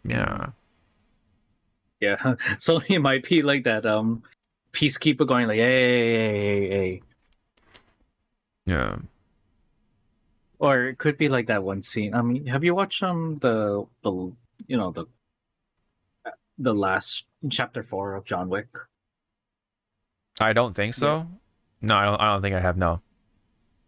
Okay, small little spoilers. It's just a really good scene. It's pretty much what I'm trying to do is like, there's a scene where John Wick is with another group of assassins. Then Concho on his side, everyone wants to kill John Wick. And he pretty much is going like, you want to kill him, and you want to kill him, and you want to kill him. I want to kill him. Yeah. So that's pretty much hopefully it's Sony. Yeah. You want money, and you want money, and I want money. I want money. Why don't we just be friends? Right. Like, will Sony be is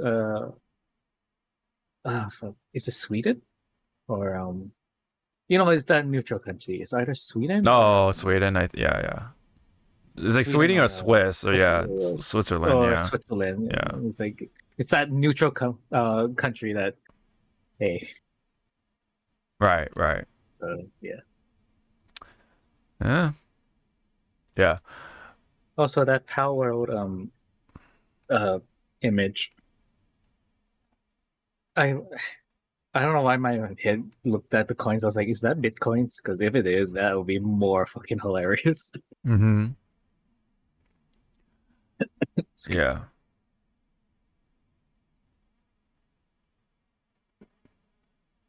Yeah, so basically, the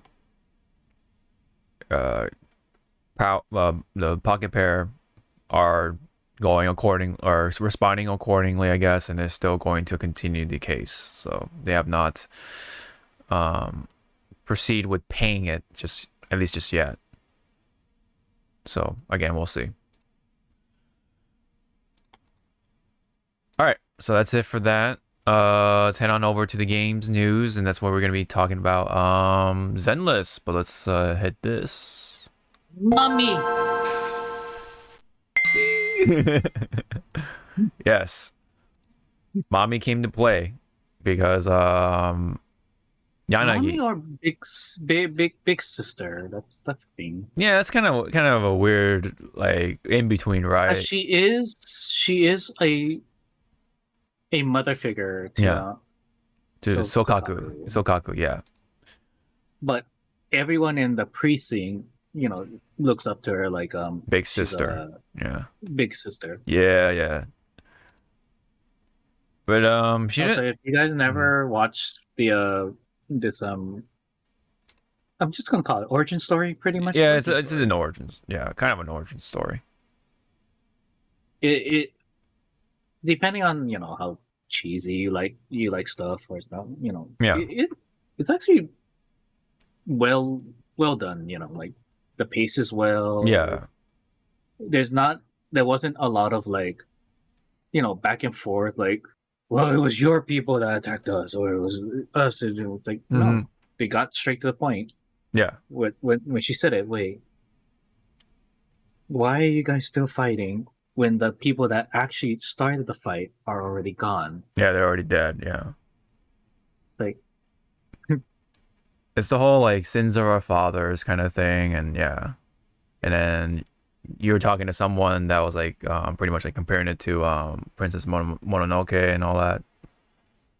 Pretty much, yeah. Kind of funny, but that is kind of on the nose in some ways. And yeah, like kind of revelating, I guess, for Yanagi, right? Because like, the lore behind Yanagi is that she is a human enhanced by Oni blood, so she is kind of a hybrid in that sense.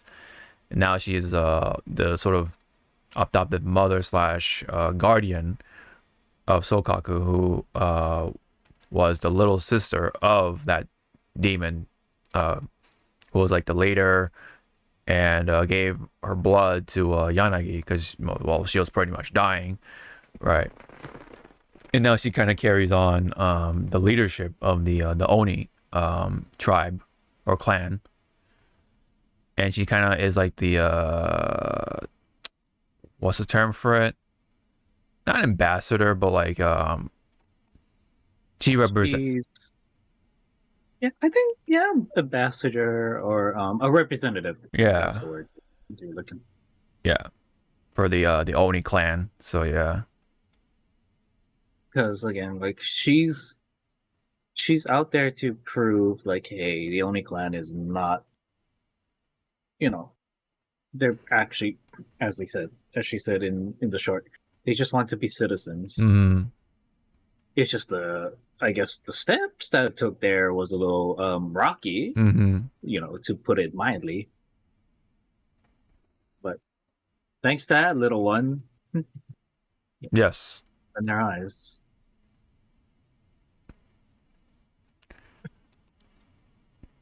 Yep. We had a little Sokaku to enjoy being hungry and all that stuff. And now it makes sense as to why Sokaku acts like that around Yanagi, because like she is her guardian. And now she has Oni blood running in her veins. So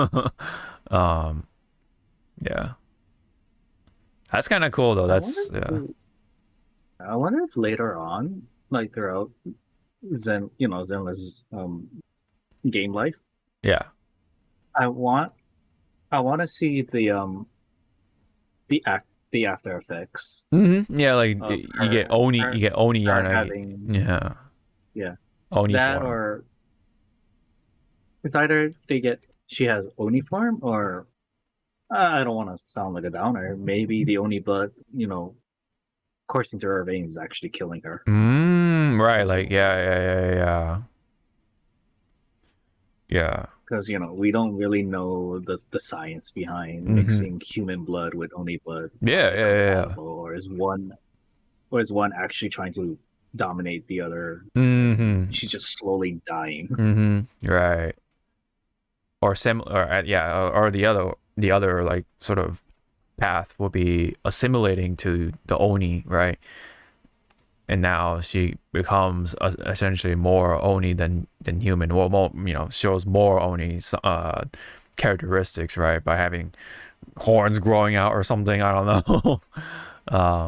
It would be interesting. I just go dark. Like, they're at a battle. Sokaku and Yanagi. Yanagi's like tired, like battle worn. Like she needs to catch her breath. Yeah. And then she just Saku's like, I'm hungry. Oh, okay. I see some food over there. And then when Sokaku goes away, that's when you just see the body just slump over, and she comes back. I found food. It's like, oh shit, she did. Oh yeah, that would be fuck, man. And then in game, if you have her, she is unusable for a year. Dude, that'd be no. People would be pissed, right? Because that would, I know. Yeah, it's like it's lore accurate. But yeah, no, obviously you don't want to do that for the player base. You don't want to go like full like lore accurate. Let me play this. Yeah. That would be fucked up. I mean, if they did that, I'd be like, damn. Yeah, that'd be very ballsy. You took a risk. Very ballsy, but yeah, obviously from a money standpoint, that would be pretty bad. Yeah. But any case, no, it's cool. Like she got the Oni blood thing going on. So yeah, we're probably going to be seeing some sort of Oni Yanagi as some hopefully playable, and she'd be crazier or something. Like you had like different abilities or a different what do you call it, class. So she wouldn't be anomaly, she'd be like attack or something, right? Or whatever class will come out at the time. That'd be pretty cool. But yeah, she is right now the Oni leader and all that stuff. Kind of acts like the middleman between the humans and Oni. And yeah. And I guess she was selected by Miyabi for that reason, right? So I mean, I haven't played the story just yet, so I'll find out all the other sort of in betweens and whatever, right? And yeah, but I'll get around to that soon. Oh yeah, and then I guess on Mother's Day or whenever it is Mother's Day, she gets a lot of flowers. So a lot of the Oni kids and of course Sokaku look up to her, right? As that mother, if you will. So meanwhile, within meanwhile, at the Legion. little bit of a ripple, because once again Sokaku's voice got changed from to another person. But Yanagi there's a bit of a correction, right? The current voice you're hearing is that new voice actress. So there's no like actual change, right? So what happened was whenever first Yanagi appeared in the game, they had a placeholder actor or actress rather, excuse me. Then when she was drip marketed all that stuff, by the time she got drip marketed all that stuff, then they picked that voice actress for Yanagi. So bit of a correction there. So it's not technically a change, but there was a change before-ish. So, but not recently. So we don't have to really worry about that, quote unquote. But when it comes to Sokaku, yes. When it comes to the English side of Sokaku, yes. There have been numerous changes at this point, because I think she got changed like 3 times at this point. No, 2 times technically. Yeah. She was changed about 2 times. And Yeah. her lines got not altered, but said differently. Yeah, said differently. It was jarring for me. Yeah. I was so used to her first iteration, and then the second one is like I kind of like tone deafed it. Like, yeah. say, hurry up, do your buff, now get the hell out. Mm-hmm. Yeah. And unfortunately, I think a part of it is from the strike that's going on. For those who have forgotten, because of the whole like AI thing, blah blah blah. Now this tied to the voice acting part of the industry. Previously, when you had the other one, that was like for actors and the writers and all that stuff, pretty much. But right now we're in the SAG-AFTRA strike because of the AI shit, especially for voice actors. And also as a AI, do you have it in this docket of a certain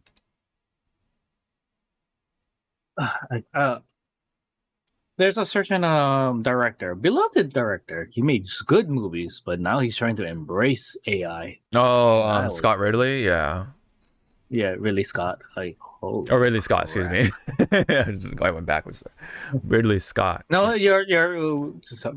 Sometimes we accidentally call our last names our first name. So you're not wrong. You're not wrong, sir. Yeah, I went by the Japanese way, even though that's not really correct anyway, but whatever. So, yeah, Ridley Scott, yes, is trying to embrace AI, and then meanwhile, Michael Bay is like the opposite. It's like, no, that's AI just imitates. No, fuck that. Yeah, exactly. Yeah. So I kind of made that stupid little cheap joke of like, oh, that's Michael based, right? So, but yeah. If there's anything to like about Michael Bay, it's that, what I mean. So, at least he's a little more passionate about actually making movies versus Ridley Scott. It's like, okay, that's you're going a little too far there, Mr. Scott. Mr. Scott, come on, man, come on. You make Alien, man. Come on. Anyway, so yeah, so unfortunately, yes, because of this situation, right? Sokaku, the English voice actress tied to Sokaku is tied to that studio that's going through that strike, and as a sort of repercussion, a lot of the English side of Genshin has been rocked as well, because a lot of the characters from Sumeru, who voiced those playable characters in Sumeru, are also tied to that same studio, I believe. So that means they are on strike as well. So they're not doing any work as of recent, and that kind of showed during the most recent event featuring voice cutscenes, right? So all the English character or the English, all those characters from Sumeru, or most of them, excuse me, in English didn't talk, or they didn't have voice dialogue. So it was very jarring, because there was only one character who was voiced besides the NPCs, and that was Sinnoh. All the other major characters from Sumeru did not talk, or did not have voice dialogue. Excuse me, why I keep saying that, because of this situation. So the English side of Genshin, man, I'm telling you, it's cursed. It's so cursed. Or should I say Hoyo? The English side of the Hoyo voice acting side, just, it's so cursed, one way or the other. Whether it be some voice actors can't keep it to themselves, and fucking don't talk to children, or the studio does some stupid shit or whatever it is. Just, yeah, it's so cursed. Yeah. But anyway, so that's been happening. Kind of unfortunate-ish.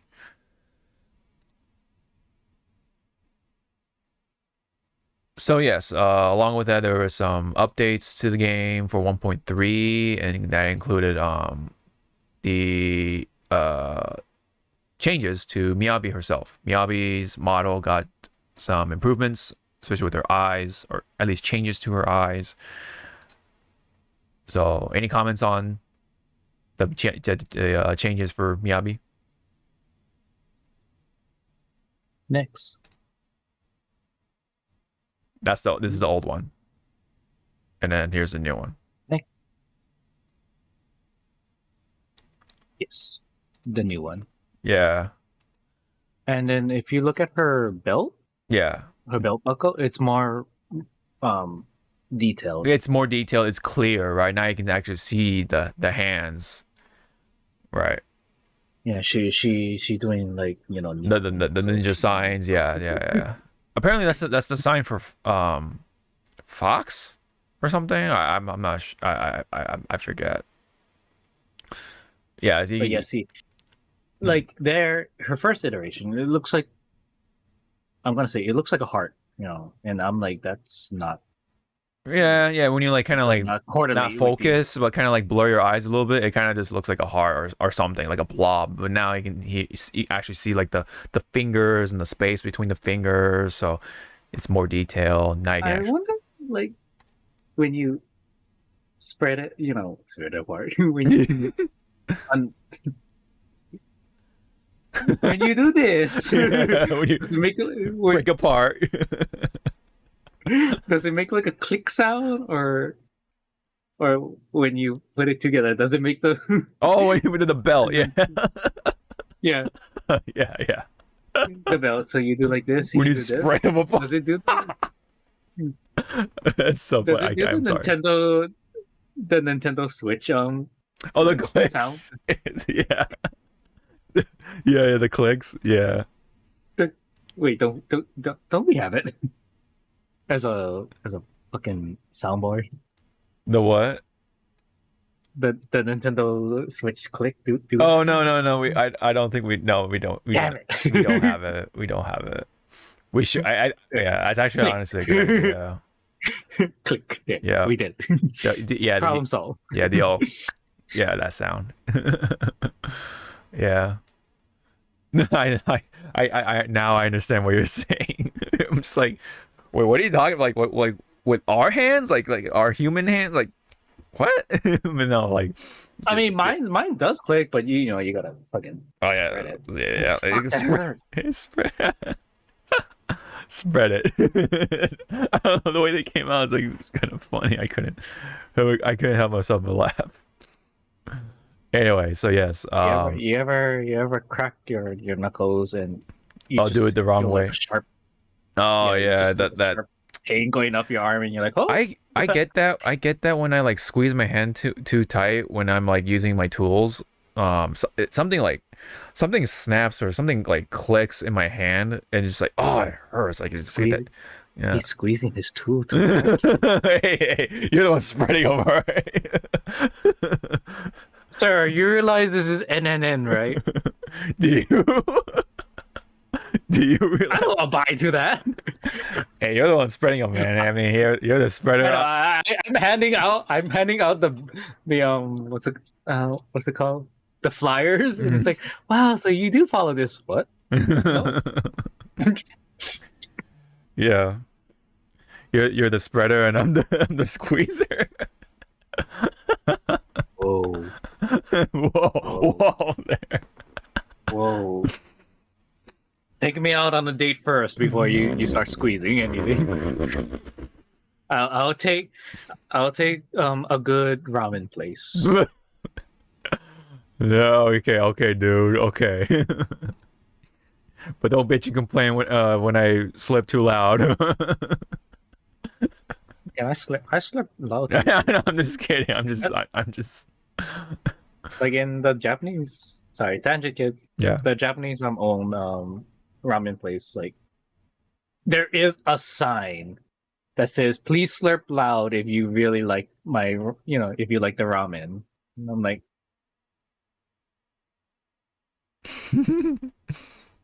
like I'm with my friends and I'm like slurping loud. And I'm like, what are you guys doing? Why are you slurping so loud? Read.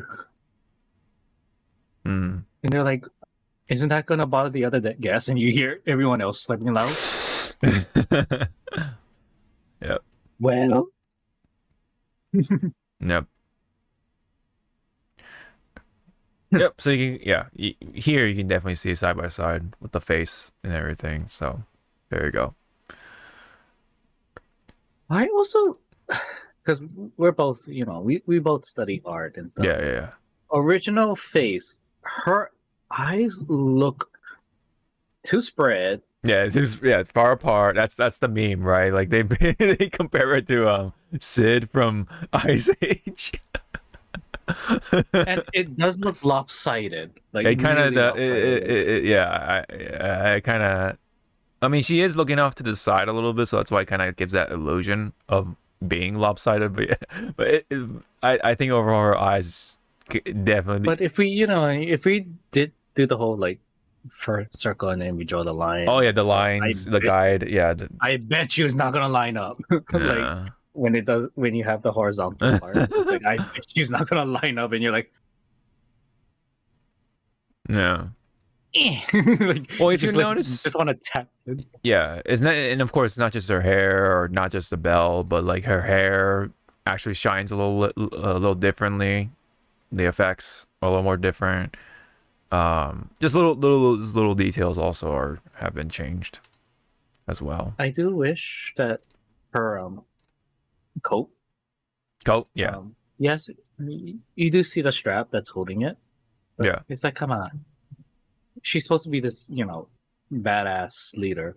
Just let her coat just hang on her like one fucking. Oh, like in one piece. Yeah. Yeah, but somehow they can be flipping and dipping and fucking running as fast speed, but that coat is like hanging on for its dear life. Like, I will not leave you, sir. Yeah, I will not leave you. Yeah, same with like Shanks too. Like he can be doing the same shit, but that shit's not coming off, man. and he's only and he has one arm. Yeah, and he has one arm. One sleeve. That one sleeve is just still flapping in the wind. It's like, I will follow you to the ends of the earth, sir. Yeah. Yep. I am your loyal crewmate. I am technically your first mate. Yeah, pretty much. All right. So that's that. This one, I think this is the Miyabi. Yes, the drip marketing for Miyabi. Of course, she finally got drip marketed on Twitter, and I think there is a clip, at least on. Let me this is Sinless Twitter. There we go. Let's hear her English voice. Section 6. Prepare for battle.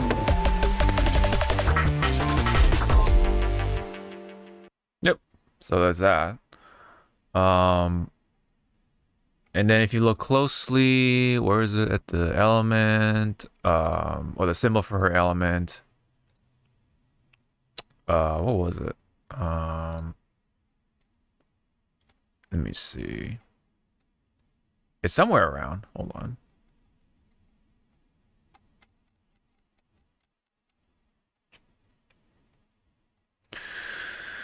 No, that's the quotes. Might be here. Hold on. Gotta blow it up and then zoom in. Oh, okay. Never mind. That's just the whole layout. Okay. That's weird. Normally there would be a thing where it shows you like her element, her class, but I guess right here in the video, right, it shows her that yes, she's anomaly, right, not an attack unit, right, she's not completely DPS, but when you look at her element, right, yeah, it looks like ice, but it also looks a little different. So it looks like, it might be like a different kind of ice. Might be like spirit flames or something, like spiritual ice kind of element. So yeah. Now I don't know if you've caught any leaks on Miyabi. I don't know. Yeah, it's man. This unit is going to be crazy. Cause it's like kids prepare to make your team around her. It's not her going into a team. It's a team fitting for her, who is worthy to be with her. Exactly. So yeah, she is going to be that centerpiece for a lot of teams, of course, or if not all of them, right? Because I think she's going to be very good because of, well, Anomaly, and she got the special ice element going. Yeah, Anomaly, like I've been saying, man, it's the meta right now because they're easy to build. Two, the what do you call it? The damage from the Anomaly buildup is just crazy, especially when you have all the stuff right by that time. Even just with I've been playing a lot with Sons of Kaladin team, which is basically Lucy, Caesar, and then Piper. And Piper, of course, is Anomaly physical. Even her stuff is her stuff alone is just like whenever you set off assault is pretty good damage. I'm like, damn, man, shit. Now I'm starting to see like why. And I don't even have what's her face, Jane Doe. So yeah, already like doing quite a bit of damage just for being a 4-star Anomaly unit. So yeah, and then I have Grace. So when you stack put both of them on the team, it's like, oh my god, that's yeah. I definitely see the Anomaly appeal, right? So I'm definitely gonna have to go for Miyabi, right? Because one, she looks really cool. Two, Anomaly. That's pretty much. She is going to be very powerful, future proofed, I think, for a pretty decent amount of time because of how Anomaly works. Unless they just buff the hell out of attack units. I think they probably have to, right? Because yeah. But anyway, you know, and it's Miyabi, so it's she got the whole Iaido katana thing going on. Looks really cool while doing so. So yeah. She is going to be the biggest selling banner yet. Like guaranteed. It is locked and loaded. Locked and set, you know. Any comments on Miyabi and all that other stuff? You okay, Wallet? Yeah. You look like you're running away. Dude, my wallet's gonna be crying in December, man. Shit. Well, hopefully, because Asaba was revealed first, he's gonna be first, and then Miyabi will be part 2, hopefully. Part 2. Yeah. Hopefully, right? There was somebody that was like, oh, Asaba and Miyabi's banner are gonna be simultaneous or whatever, but yeah, that post got fucking deleted, so I'm like, yeah. Yeah, because again, like, based on the other like gacha games we played, they would never do that. Yeah. That's that's... Can you imagine like Fate Go when you were like heavy playing it, was releasing like 2 like banner units at the same time and not giving you like that breathing space?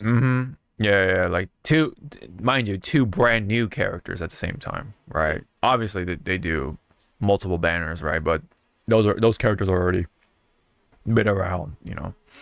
But 2 brand new characters at the same time, yeah, that's crazy. No, that's bad.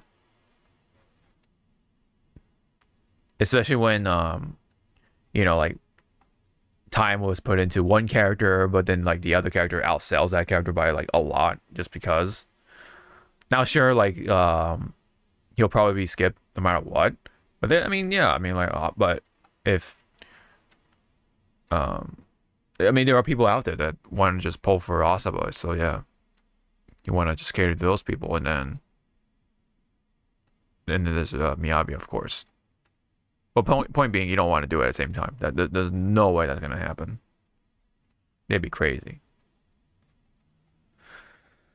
So yeah, hopefully Asaba is first, Miyabi is second, because otherwise I'm doomed because I'm pulling for lighter. But you know what's funny? Yeah. I did the Hail Mary for Yanagi, and I set off the thing, but I got Grace instead. So now I'm so I got the wrong electric anomaly character. Funny enough. So now she's what is she now? She's how many out of 6? She's C1 or Cinema 1. So I mean, actually, honestly, I'll take that because Grace is pretty good for a standard character, and she's anomaly. So it's like, yeah, her anomaly obviously isn't the best, but she's anomaly nonetheless. You know, because yeah, obviously she's a standard character. You know, but anyway, that was probably like the best scenario for me because I wanted to use Grace. So yeah, that makes it all the better. But it's kind of like a meme, where the guy's trying to catch like another ball, but then there's that big gray ball behind him going like, no. So that's Grace to you. You're like trying to grab to Yanagi, yeah. Yanagi, and then Grace is like, come here, my child. Right. Okay. Yep.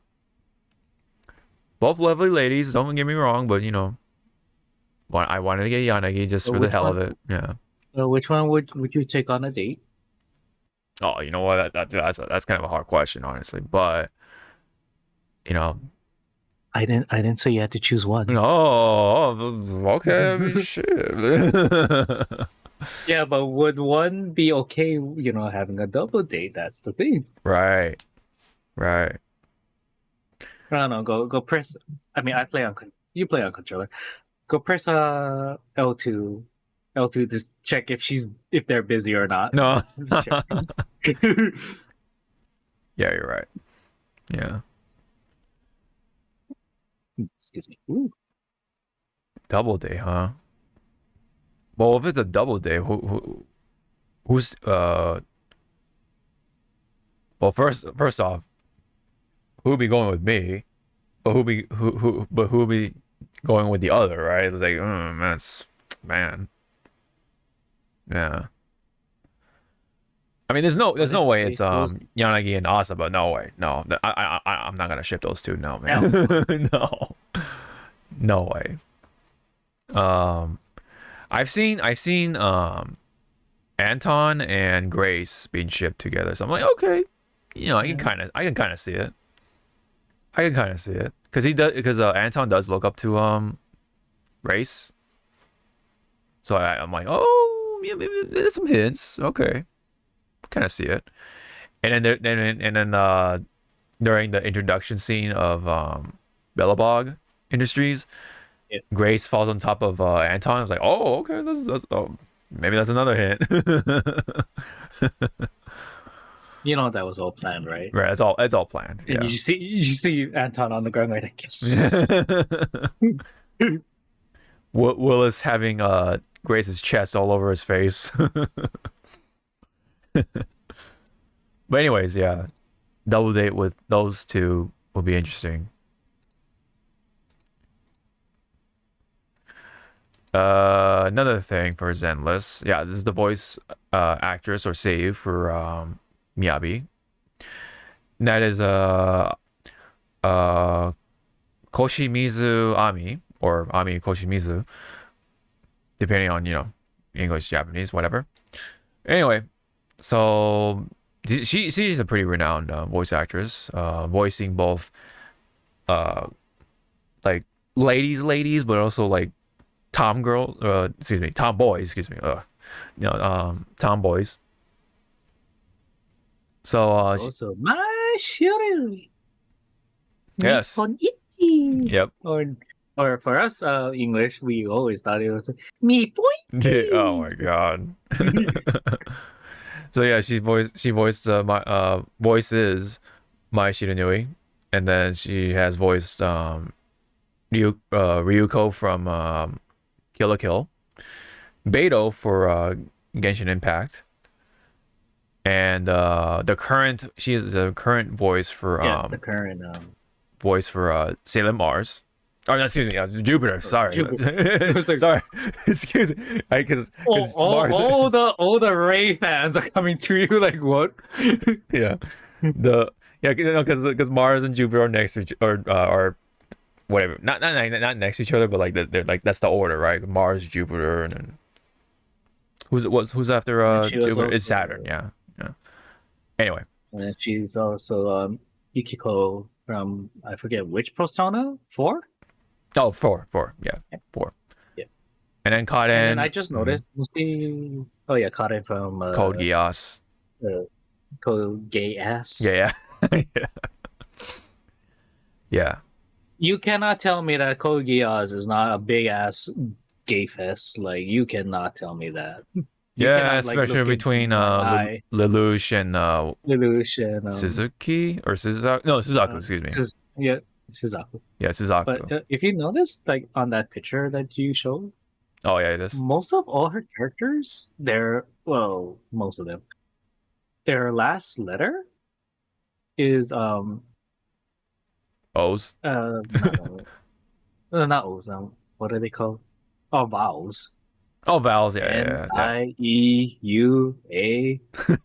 You're right. So it's like, there's a pattern. Yeah. It's like, does she go like, when not agencies, but when work comes, she just goes like, okay, you want me to voice this character? What is the last letter of their name? Right. It's an R. I don't want it. Mm-hmm. I'm just trying to see like who else too. Oh, Zoe from Granblue. That's cool. Sailor Jupiter. Oh, she's Rebecca. Oh yeah, Chambers. Yep, for Resident Evil. He's a Chambers. Let me see.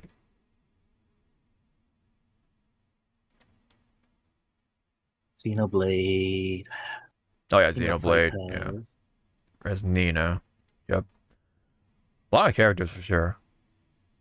At least major ones anyway. Yeah, Beto. Yeah. Just said. Oh yeah, Eleanor. She's from Tales of Berseria, I think is the name. To be exact, because Chris Toria is the mobile game, I think. That has like a crossover or something of all the Tales characters, or a lot of them. Anyway, unfortunately, a lot of those Tales games gets discontinued. Yep. Anyway, Shizuri from certain Magical Index or / Railgun, depending on which one you read. Yeah, a lot of characters, man. Oh yeah, Azulane, right? Azulane stuff. Ibuki from Danganronpa, right? Oh, she voices Sirius from My Hero Academia. I think she's a anime only character, if I'm not mistaken.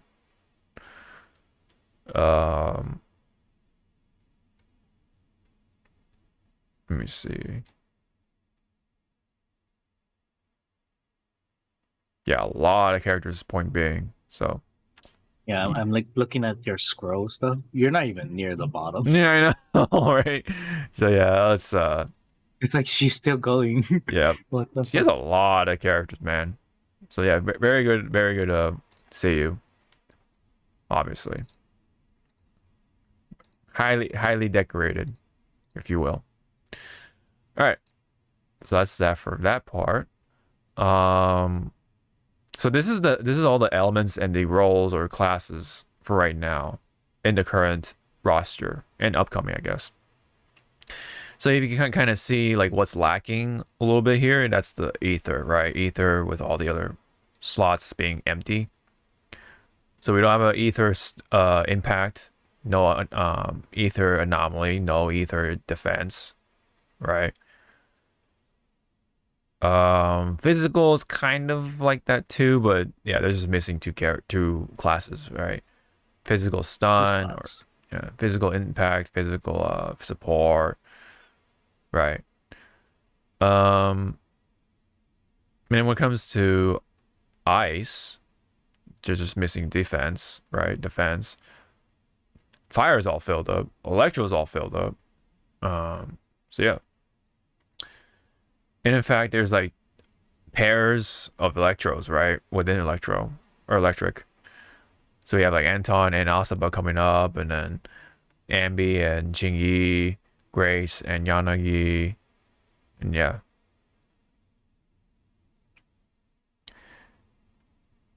It's kind of like weird to see more 5 stars, it looks like, than 4 stars.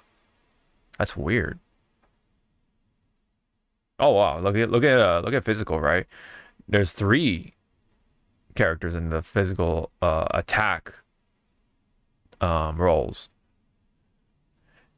And for some reason I keep forgetting Nekomana's in the game. I don't know why. I don't know what is up with that. Right. But meanwhile there's Korin. I don't know. To me, Neko, her damage output is very poor. Yeah, it's kind of just like whatever, right? And then you have Billy, of course. Billy and Korin for the A ranks type of side of things.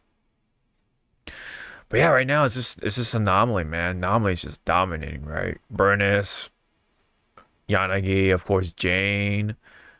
And then even like the standard side of things, right? You got Grace being pretty respectful, right? And then even Piper coming in there too with her own little physical anomaly, right? But yeah. Other than that, it's like, yeah, impact is cool, but attack is like also kind of like, yeah, that's just the next best thing,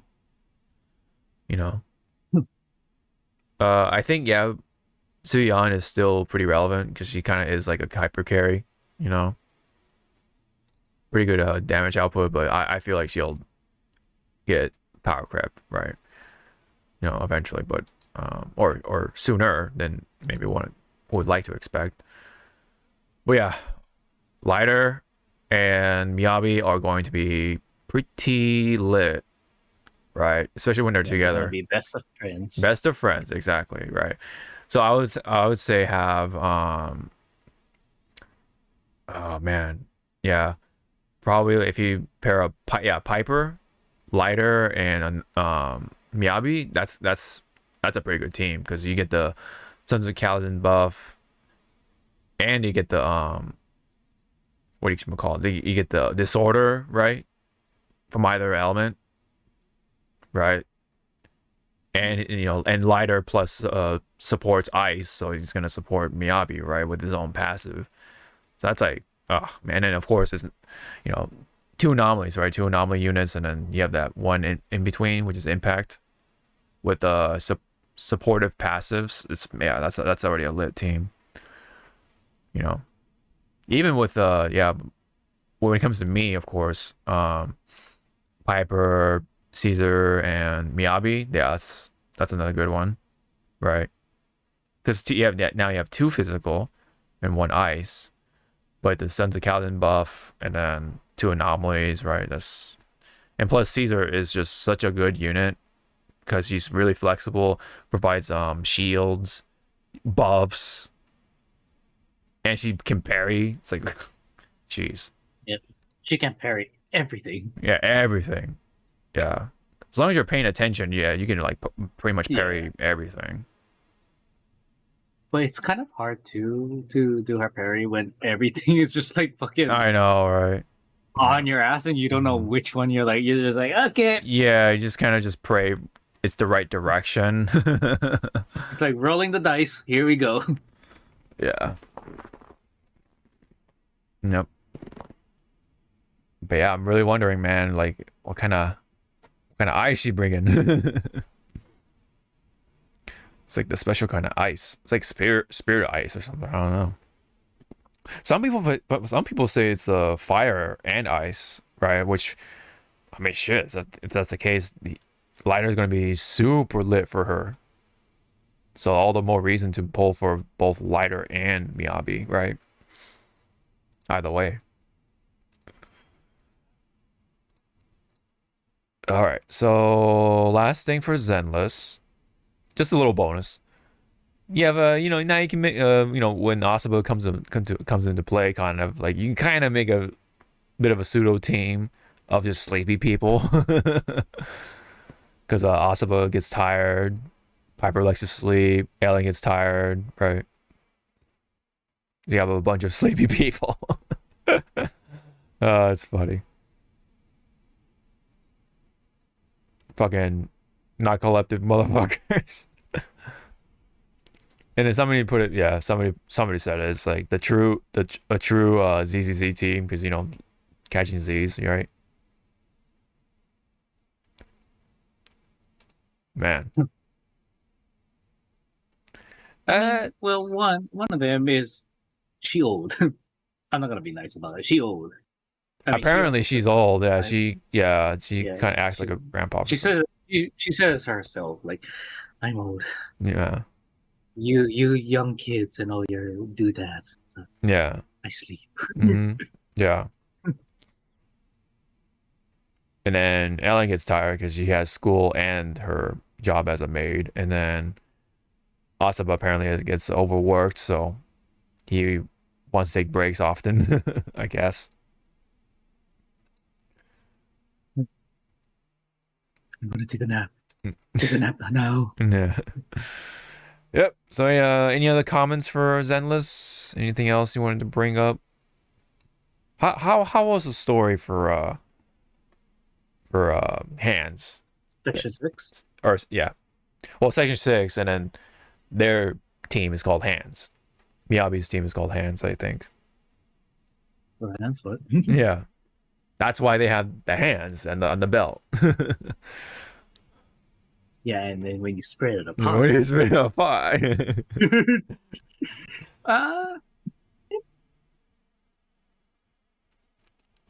It was a bit too informative, so to speak. Okay. It had that. You'll find out why I say informative, because it gives off that commentary like vibe, and you're like, oh my god. Just okay. All right. I was gonna say something else, but whatever. That's probably not important. Anyway, so that's it for Zenless. What you wanted to say is protect your wallets. Yeah. Playing this game. Oh no, it's gonna be fucked, man. It's gonna get fucked. All right, it's pretty good that Miyabi is part 2, not part 1. Especially after Lighter. Oh my god. 5, 4, 6. I'm just putting my credit card ready. I know, right? Yeah. It's gonna be a. Oh, and did you know? And you have your Google account tied to it, right? I believe so. Did you know Zenless has the bundles for Google points? Oh, I don't use They're limited. Okay. I don't use Google. Like, where? Well, now the question is, where do you buy your? If you do buy your in-game currency, is it on mobile or console / Well, I PC? I go through PC's thing, so I get it directly from Hoyo. I don't get it through the App Store or Google Store. Because I mean, that's how you get Google points. You buy in-game items and stuff, you get the points. And so Google has the what was it? For 150 Google points, You get a bundle pack that has 5 senior investigator logs, 3 ether planting agents. So the thing to upgrade for ether. Oh, the plating. Yeah. Yeah, the plating. Oh. 2 bamboo system widgets. And 5,000 Denny's. Okay. And you can only do it like 5 times. It's so funny they call the in-world currency Denny's. And then for 100 Google points, 3 seniors, with 2 ether, 2 bamboo modules, and 3,000 Denny's, and you can do this 5 times. So not bad. Yeah, that's nice. Definitely. And it's a limited quality, and I think it's like a limited. Yeah. No, never mind. It doesn't have a expiration date, so that's good. All right. So that's it for Zenless for now. We'll keep an eye out for $30. more. Oh God. Oh God, please. Hopefully the damage won't be too bad. But I am on guaranteed pity, so I'm pretty much guaranteed to get lighter. So I'm good on that part. I wish I was on pity, because I pretty much went from point A to the end, and then that's how I got her. And did you have to go all the way? Oh my God. Yeah, so now I'm resetted. Yeah, right? That's how it works. So yes. I'm reset. Yes. So when Lighter comes out, it's either I pray that I get him before I hit the end, and if not, fucking we're gonna go to the end. Yeah. I'm tempted. Hopefully it. I mean, I don't know. I'm tempted to try to get his engine, but that's probably a bad idea. I don't know. I need her engine. Yeah. I need to rev you up. Yeah. Vroom, vroom. Yeah. I'm tempted to get Lighter's engine. Now I'm just thinking of that one scene from Batman, the New Adventures of Batman, or the New Adventures of Batman and Robin, I think it was called. Yeah. Where Harley was trying to be sexy to Joker, and she was like, "Don't you want to rev up your Harley?" Vroom, vroom. And I'm like, I mean, as a kid, you're like, haha, that's funny. But then as an adult, you're like, ooh. Well, damn. Mm-hmm. Yeah.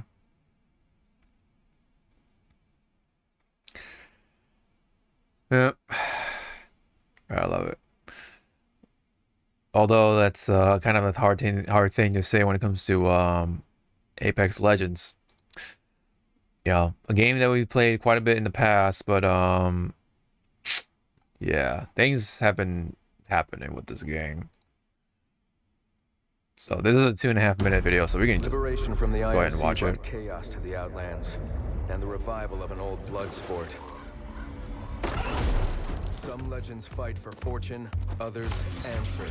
But we shall all be forged in the glorious realm. Mirage, quiet. Path, are we clear? This is my favorite part. Exciting.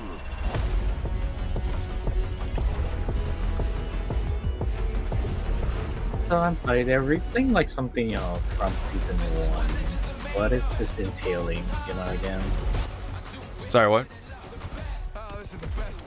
Because that clip was pretty much from season 1. Oh yeah. Okay, so go play the original. Play the original. Original map and stuff. Yeah, this is Old King's Canyon, I believe, right? So. Yeah, thank God. Yeah. Old King Canyon was actually fun. And then now, yes, Lifeline gotta change again. So she's like again, like. Mm-hmm.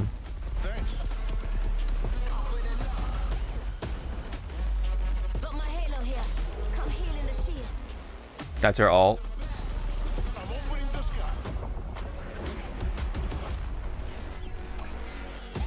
So she doesn't have her care package anymore.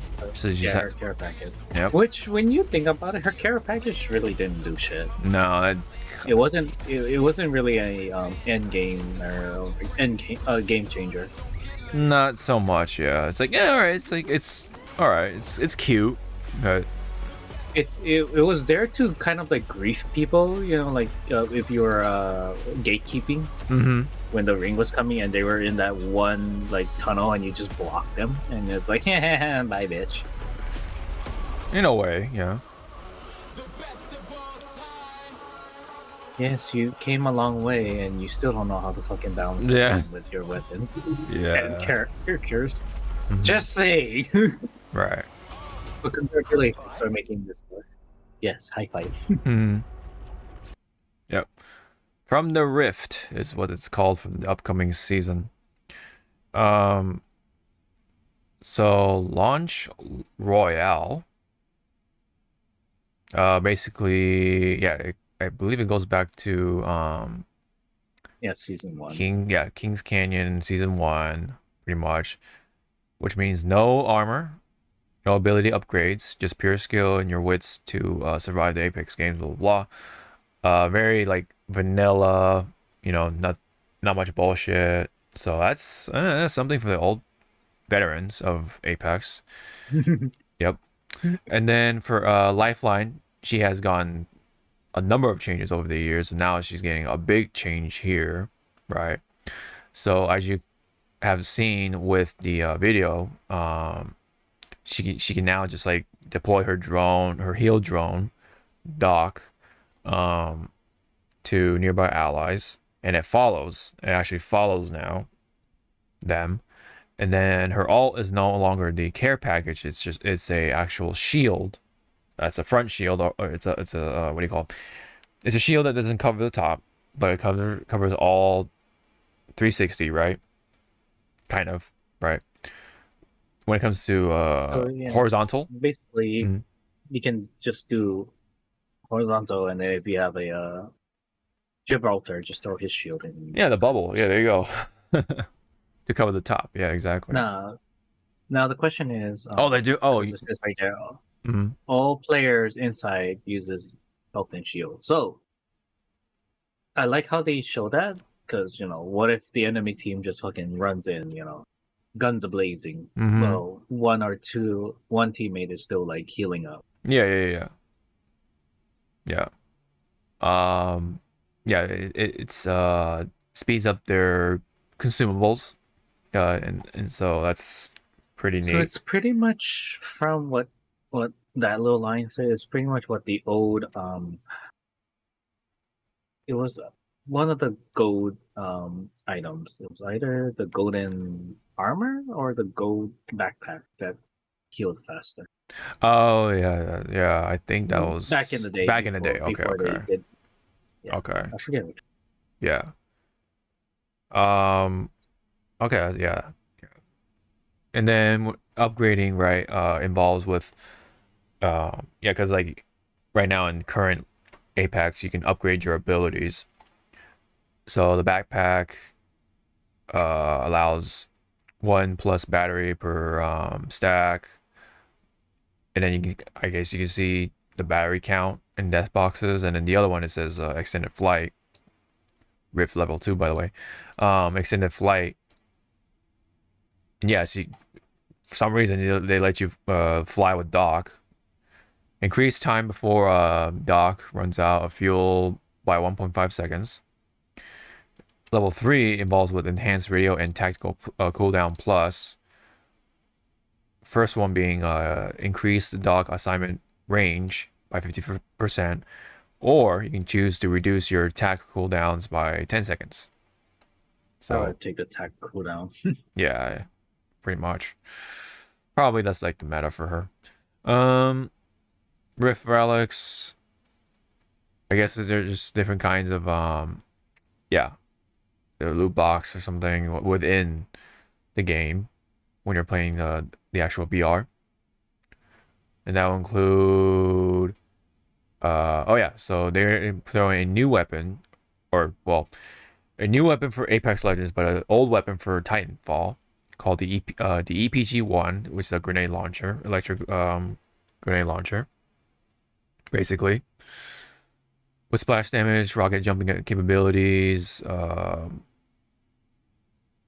exotic hop-ups will be also in there, like lifesteal and stuff like that.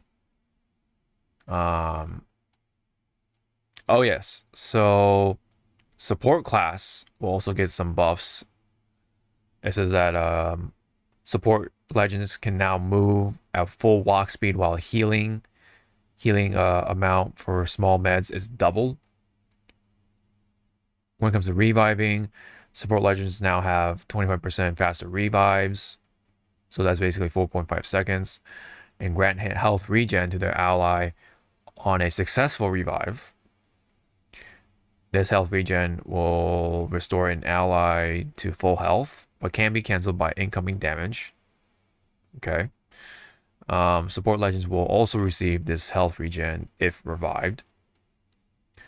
Additionally, banner crafting and ally death boxes now spawn a mobile respawn beacon. Support legends can now see mobile respawn beacons inside death boxes. And then when you're collecting, collecting banners will automatically take a mobile respawn beacon in an ally death box if possible. All right. And then skill display improvements apparently.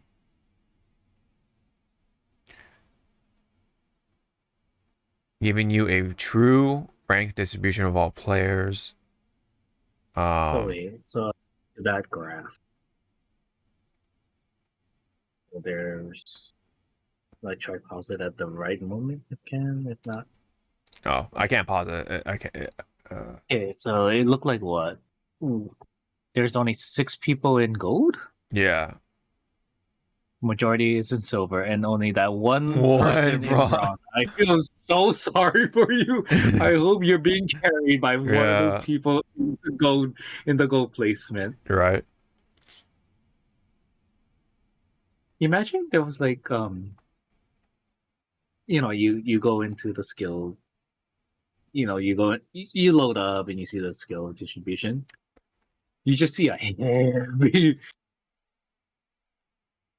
side of like gold and only like 1 or 2 people in bronze and silver, and it's like, I am so sorry for you. Yeah. you're in the sweaty room. Yeah. I think this is a new mythic melee weapon for everyone. There's universal weapons now in the mythic side of things. This is one of them. And now there's all the like balancing bullshit, including so the devotion is going into the floor, and Havoc is now in the care package. Was devotion that strong this past season? Well, it was that was the care package weapon. I didn't really use it that much, so I can't really say. I mean, yeah, devotion from when I used to play, it does work, but you need like the turbocharger and then your turbocharger, yeah. And your aim fucking sucked because if you don't ADS, you just do. Yeah. This game, ADS was like gradually going up, so you had to hold that fucking. Oh yeah, of course. Yeah. What a lot of people do with the devotion is use it close quarters with the turbocharger, and then what you do is you spam crouch as you shoot, so that way your hitbox is like constantly changing a little bit, and then you just hope that the hipfire works. But the hipfire on the devotion was pretty stupid at the time, so that's what a lot of people did. So that's how the devotion kind of like had its place in a way. Yeah. The changes to like the hop ups and attachments. Hammer point rounds was kind of common, so yeah, they're reducing that, I guess. They're nerfing the L star again for some reason. Go on. It's like, wait, why are they increasing longbow again? Yeah, 260. I don't know, dude. Yeah. It's like it's not the longbow itself; it's the attachment you put it with. I guess it says in dev note, it says the longbow hasn't been fulfilling the fantasy of a sniper lately, so we're taking a big swing at its damage to really push its relevance and carve out a place for it within the long range meta. We'll continue to monitor this change as the season progresses. And then they're improving the akimbo for P2020 because yes, akimbo is a thing for certain weapons. I forgot to tell you, the akimbo Mozambiques are stupid. Akimbo is the like dual, right? Yeah, dual wielding. Yes. So yeah, 2 Mozambiques was stupid. So they had to nerf it mid-season. And even then it was still pretty good. So yeah, I guess they're like trying to buff the akimbo P2020s to make it more relevant. And then Rampage LMG, Rev State, increased decay rate, excuse me. Reduced cost per shot. Increased energize capacity.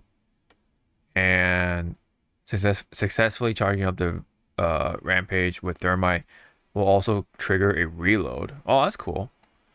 I mean, cause yeah, you're technically you are reloading, thermite grenade into it. Yeah. Let me see. Sentinel. Yeah, Sentinel also getting some buffs. Well, particularly with the when you're energizing it. So that's pretty neat. Spitfire LMG is getting buffed from 19 to 18. I remember. Oh, you weren't in that game. I think it was like in season 3 or 4. Mm-hmm. There was one game we won with my friend, and I was stupid, but somehow it worked. Two Spitfires. One was fully decked out with like gold, equipment, attachments and shit.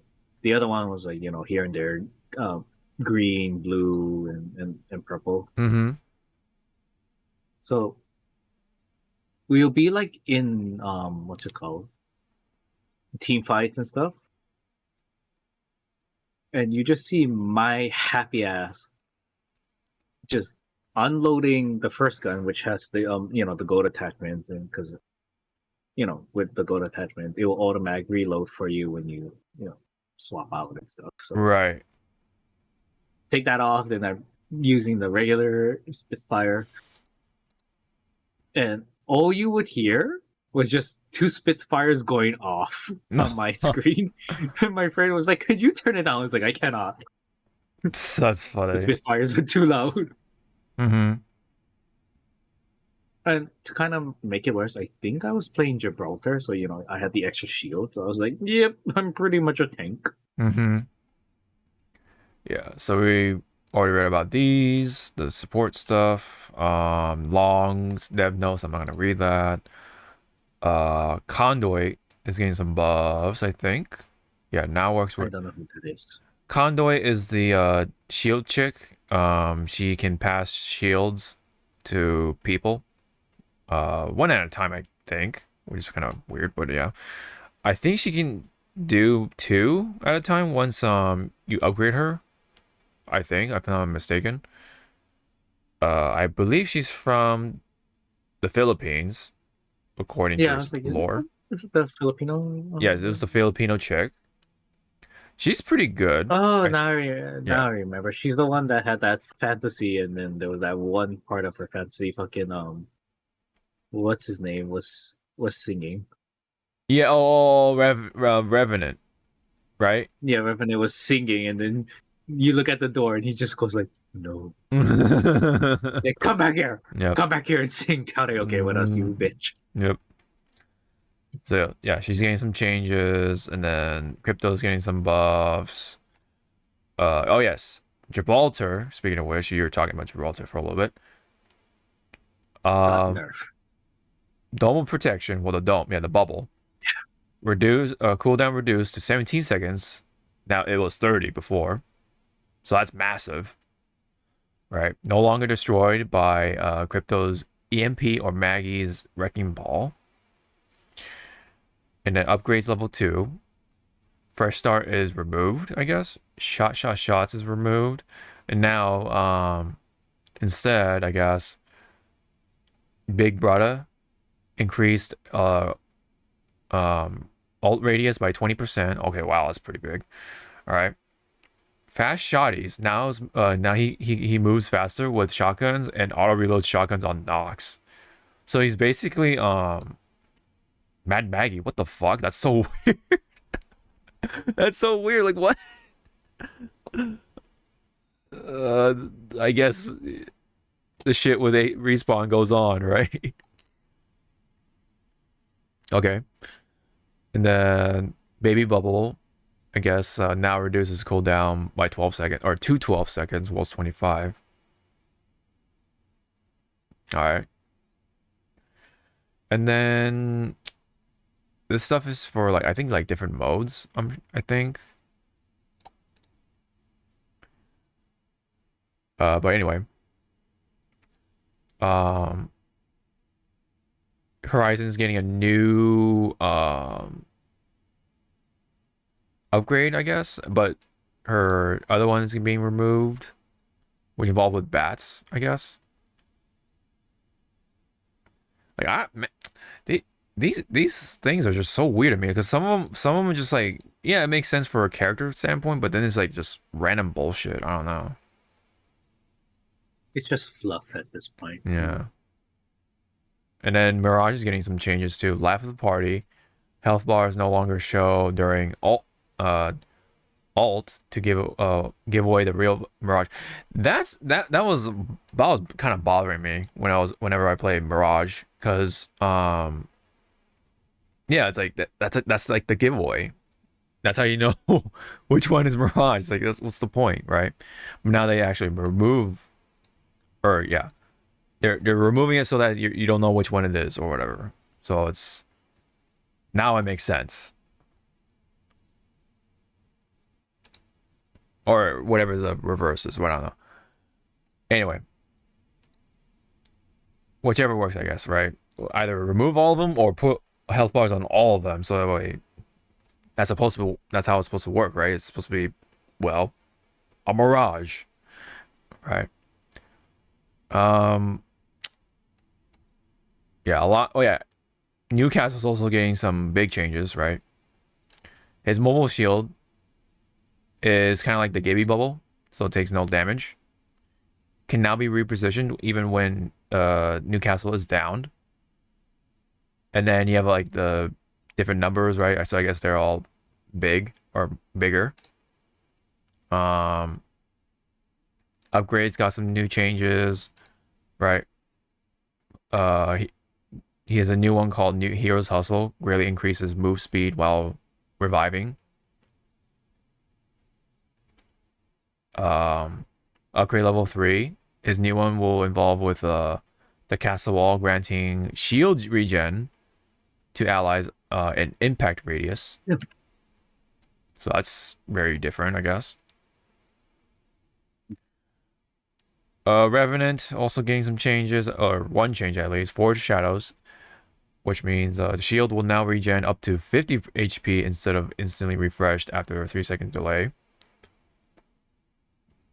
Watson is getting a new upgrade, so now she has a revive expert, gives access to support class revive expert, which kind of makes sense from a more lore standpoint, because she like literally shocks you to revive you.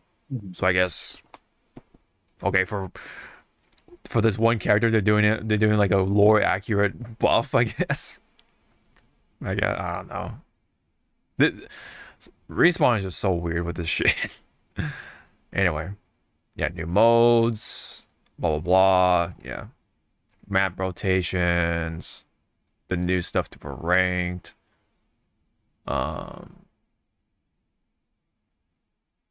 Lower entry costs above platinum tier. Okay. Disclosure of ranks for all match characters. Updates live as you and your opponents enter a match. Shows the true rank retribution of all players as match starts. Graphical changes. Let me see. Bug fixes. Let me see. Nothing about audio, so next. Quality of life, okay. Yeah. So any changes that you want to talk about or question or anything you want to comment on for Apex?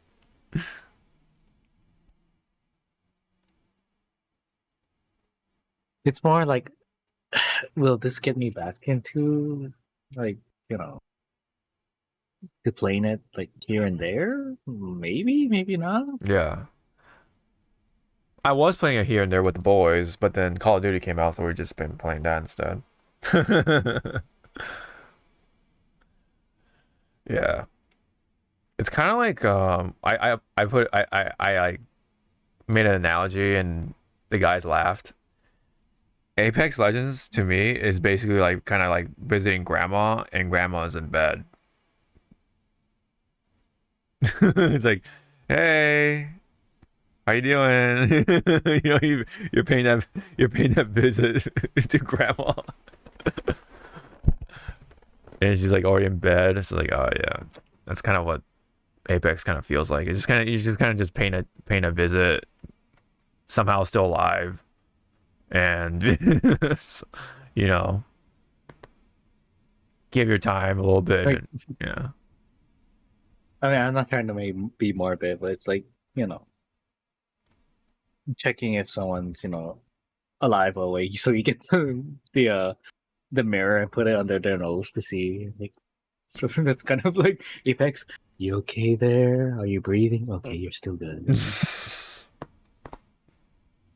No, I mean that's pretty much like what Apex is right, at this point.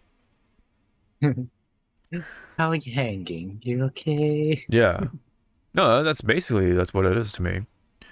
I mean, as much as it seems like it's dead to us or whatever, quote unquote, or very like dry at least, I think it's still doing well enough in like Asian countries like Japan and China and maybe Korea or something, but I don't know. But it's oddly popular in those places, so that's why it's still like around. But I don't know. Even then, I don't know, man. It's hard to say. But yeah, that's pretty much it for Apex Legends, and we can kind of move on to this. This is Marvel Rivals, right? The upcoming Marvel Overwatch-esque game. Overwatch-esque game. Yeah. So Moon Knight has been revealed. Curtain towels. Sorry, I'm looking at your short. Yeah, my short. Yeah. Anyway. Holy shit, that's a big ass slice of pizza. Pizza, yeah, that's from Costco, yeah. Is it? No, yeah, it's Costco Korea, yeah. Anyway, enough about food. Okay, so with Moon Knight, we'll talk about food after these messages. So Moon Knight, from what I've watched, with this and IGN's I guess coverage, special gameplay, yeah, coverage. It's this. You want that. You want your ult as fast as possible. Yeah. So he's basically a burst character. An alt character. He's a burst character. He's a burst character. He also loves to stay in the air as much as he can. So. Right. Design-wise, I like it. Yeah. No, he looks badass, dude. I'm telling you, man. This game is doing everything right. Like in terms of like design, the live servicey stuff, like the appeal, right? It has the appeal, right? Definitely is a matter of like the gameplay, obviously, how fun is it, but at least visually it is doing those notes right. Unlike something like, you know, Concord, yeah.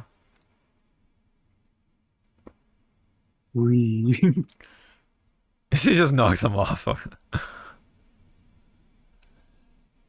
Yeah, I can play both a melee character and a ranged character, so that's kind of neat. So from what I've seen on gameplay, the Ankh that's on the ground, it's like it's a small dot. Like a debuff kind of, or dot. Yeah. Okay. And if you destroy it, it creates a small little explosion. Oh, okay. Tiny.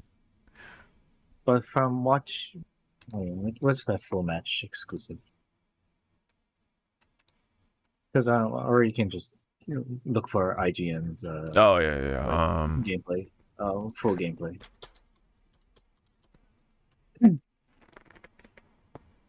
Moon Knight. Oh, and then Psylocke was. Oh, Psylocke was also revealed. Oh shit. Okay. Oh shit. Yeah, this is from her, not current, but in comic book release. Like, this is her. This is her current look. Yo, she looks sick. God damn. So if for you, since you played Overwatch, her gameplay is pretty much Genji, but you'll see. But I'm sorry, but what? You actually cut off there. But okay. Oh, I said for those who play Overwatch, she's Genji but better. Oh, okay. So like not as squishy. She does not have the deflect though from Genji. Oh, okay. Well, she is squishy, but her damage output will speak for itself. Oh, she speaks Japanese too. Okay, that's sick. Yeah, because that's her current iteration. Okay. She's actually like from Japan. But if you go back, or to another to the video, actual video. Okay. They showed like gameplay. Yeah. Right so here. There's two. So there's Moon Knight and then there's Psylocke. Okay. We recently had an exclusive trial of Psylocke. Yeah. So this is the informative video. Right. Yeah. See how she dashed. So pretty much Genji. Okay. Yeah. So the stars. Yeah. But she has the butterfly dash. He turns invisible. Okay. So basically she's she kind of is like Genji, but you do play her like more flanking-ish, and then close quarter combat where her shotgun-like bullets are most effective. The closer she is to her opponents, especially those fragile back row heroes, the greater the damage she inflicts. Yeah. This design clearly encourages. Oh yeah, she can move around fast, so she can flank them. Yeah, and then runs away. Master her aiming and timing. Psylocke's abilities are crafted. Now Jeff the Shark. Yep. Dash, a straightforward and aggressive spring attack that deals damage to enemies in her path. This ability also Damn, she killed Punisher like that. Jesus. Okay. Burst of damage in a short span. What's her ult? Did they show her ult? Oh, the sword, right? Yeah, it's gonna come. Okay. Well, it does deal with the sword, but it's gonna come up. Okay. Fire or sneaking up on the enemy's back row unnoticed. Oh god. Wing shurikens. When activated, Psylocke throws several psychic shuriken that damage enemies and provide temporary health based on the number of shuriken that hit. Right-clicking again recalls the shuriken, causing additional damage. Skilled players can maneuver this shuriken through multiple enemies, though the temporary health boost can only be applied once per throw. Oh. Damn, okay. Dance of the Butterfly. Upon activation, Psylocke creates a wide killing zone centered around her. She automatically targets and launches powerful slashes at random enemies within the zone. Oh, is that the alt? Enemy is present. They suffer multiple attacks. If multiple enemies are within the zone, the damage is distributed among them. While the zone is active, players can control who Psylocke targets. So is it AoE? It's an AoE if you just leave it alone. When you activate, as the announcer said, you can actually choose who to focus your blade on. Okay.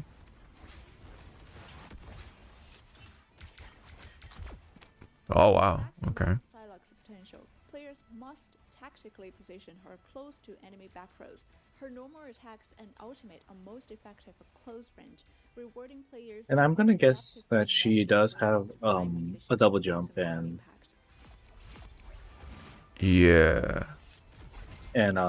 wall climb. But yeah, that's her. All right. And when you go to Moon Knight, it's actually like damn, you. We recently had an exclusive trial of the new hero Moon Knight in Marvel Rivals. Okay, the grapple hook. Okay. Causing area damage. His string attack methods, the left and right mouse buttons, unleash a deadly dance of ricocheting darts, while his Unk's unique gathering effect So they're pretty much both DPS characters, yes? Seems like? Yeah. Okay. Well, they're called assault characters. Assault characters, yeah. Consistent with how we see him in the comics. It's just that one has better mobility than the other. Right. But, Blocking positions.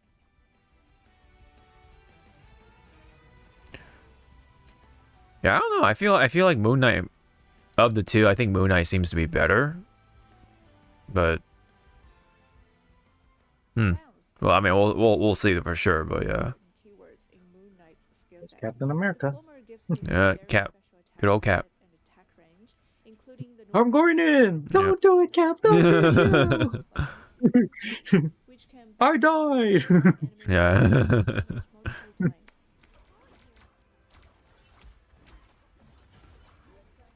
So if there's Moon Knight in the opponent's lineup, it would be a very. He's definitely more, like kind of frontline-ish. You don't really like flank people with Moon Knight, but yeah, he has the cross or whatever. Yeah, you like fly up, so you kind of play him like Farah. Yep, the glide. As a direct hit with a normal attack, and if the enemies are close enough to each other, the dart will ricochet again. One versus one. Yeah, he's got that the dot or debuff thing. His E-key ability, which boosts long-range pulling. And you have 2 charges. Oh, and then you got the alt right there. Yeah. Yeah. See, I feel like Moon Knight's gonna be more popular, for at least for the two anyway.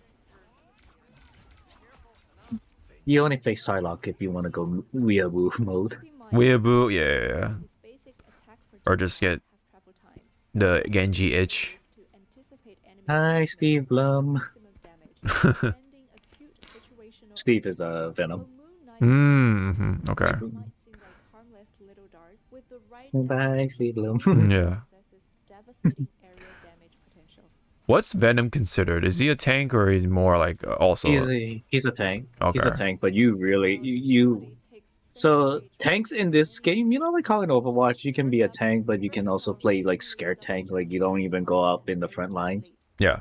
No, tank. You have to be in the front. Okay. Of everything. I mean, there are movements for you to get away, so you don't die quickly. Right. Majority of the time is like, hey, you're a tank. Stay up front. Get your ass out there. Yeah, stay up front. Yeah. Don't be a little bitch. Right. What about Hulk? Is he considered a tank or more like? He's a tank / assault character because Hulk is pretty much diva. Okay. Because when you deplete Hulk's health, he becomes Bruce Banner, Oh. and you build up meter to retransform. Oh, okay.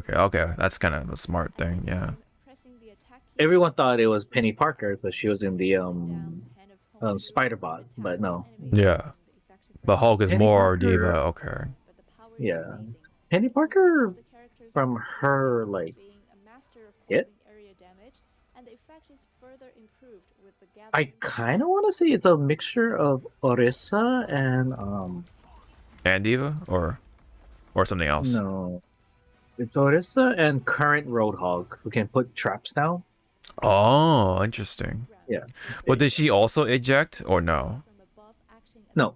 Oh, Penny Parker just dies. Oh, she just dies. Okay. Oh, she just dies. Okay. Okay. Wow. Okay. Interesting. That's what I thought too. It's like, wow, you're in this suit, so you should just like fuck it. Suit about to be destroyed. Nope. They probably They probably didn't want two divas or whatever. So yeah, that kind of makes sense. And then according to the leaks and then developers, train of thought and stuff, they said they want to bring mutants and stuff, but they don't want this game to be flooded with mutants because there's so many mutants. Right. They want to like explore. That's why they have like Moon Knight. Like the more mystical people, like magic based kind of. That's pretty cool. This sense of omnipresence is both exhilarating and formidable, cementing Moon Knight's role as a dark sentinel of Marvel. I mean, they have enough characters from Guardians of the Galaxy. They're just missing Drax and Nebula and Gamora. They already have Star-Lord, Rocket, Groot, Mantis, and I guess you can count Adam Warlock. Right. And then what's also good about this game, I believe it's a plus. If your teammates is part of the same, kind of like a Zenless, if they have the same like, if they were from the same faction or same team faction, or they have the same like attributes or stuff, you and that other friend or friends, you guys get a buff. And cool. Say, okay. So like if you have like you have like the X-Men or Scarlet Witch. Yep, you'll probably get a buff. Okay. But for sure, like if you get like Spider-Man, Penny Parker, and Venom, that's Venom. You get a buff. Okay. You get a Venom buff that gives you like a temporary shield and tendrils that automatically attacks people. But wow. Venom has to be near you for it to activate. But there's like passives. Gotcha. That you get. So it's like, they thought like, what can we do to make us different from Overwatch, from other like team games. Hero shooters, hero-based shooters. Interesting. Okay, that's cool. And again, the big cherry on top of this game is fucking free. The only thing that you're gonna pay is the skins. That's it. Yeah. Every character is gonna be free at launch. That's and cool. After launch. So they are taking like what works from other hero, games. To which I think if they wanted to like kind of like cement themselves like on the good stuff, kind of copy what Smite does. You pay $20, and from that then on, because Smite is like that, you can pay with in-game currency that you can either buy or you just get passively by playing the game, or you just drop $20. Okay, you drop $20.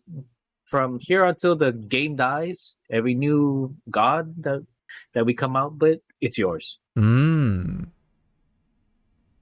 but all the cosmetics and stuff is extra, right? You'll get like one or two basic cosmetics, and then like that. And again, it's like it's $20, so it's like wow, you're buying us a lifetime season pass. Yeah. So that's, but they're going with like from launch day and forward, any new character, everyone gets it. You're not gonna feel like locked out. Yeah, that's cool. It's just more. It's just more of the costumes. Just more of like the cosmetics, and then Yeah, they'll do the whole spend $20 on the battle pass, and you'll get so much, a level boost. Or hey, you're only like 10 levels away here. Drop money so you can complete the battle pass. Right. Do you know if they are gonna do loot boxes, or they're just gonna just give you the cosmetic for this price or whatever? So from what I played in the beta, there was no sign of loot boxes. Everything was tied to the battle pass. Okay. So like how like there's like certain levels you'll get like a skin or stuff. That's how it was. Yeah. Gotcha. Okay. Well, again, we don't know what's gonna happen at launch, which is like pretty much a month from now, because it comes out on December 6th. I'm not gonna be able to play it because I'll be playing another type of game. Yeah. I'm gonna be playing a game at home. Yeah.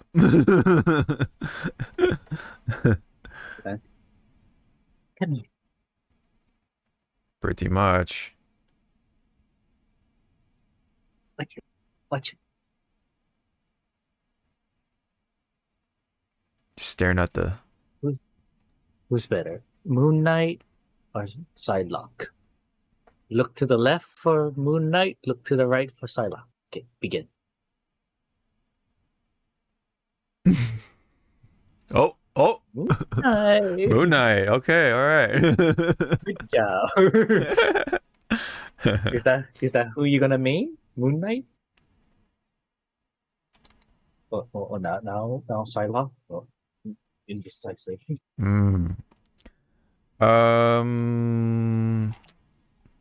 Is there a Marvel Rivals official channel, or is just IGN that's doing it? Yeah, it's Marvel. It's Marvel Rivals.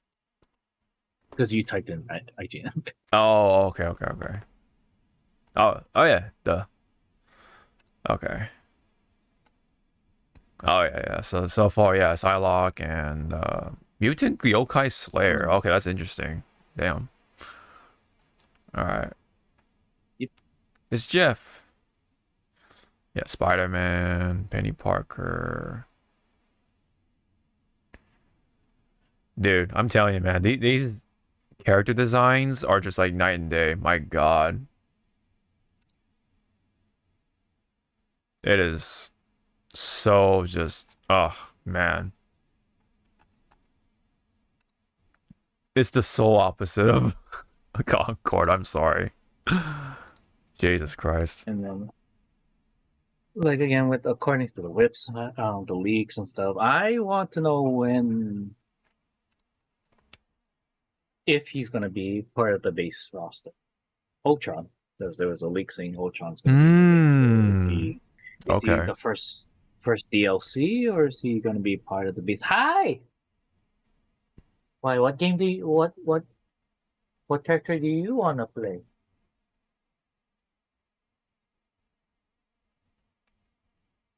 Agent Coulson? But he did.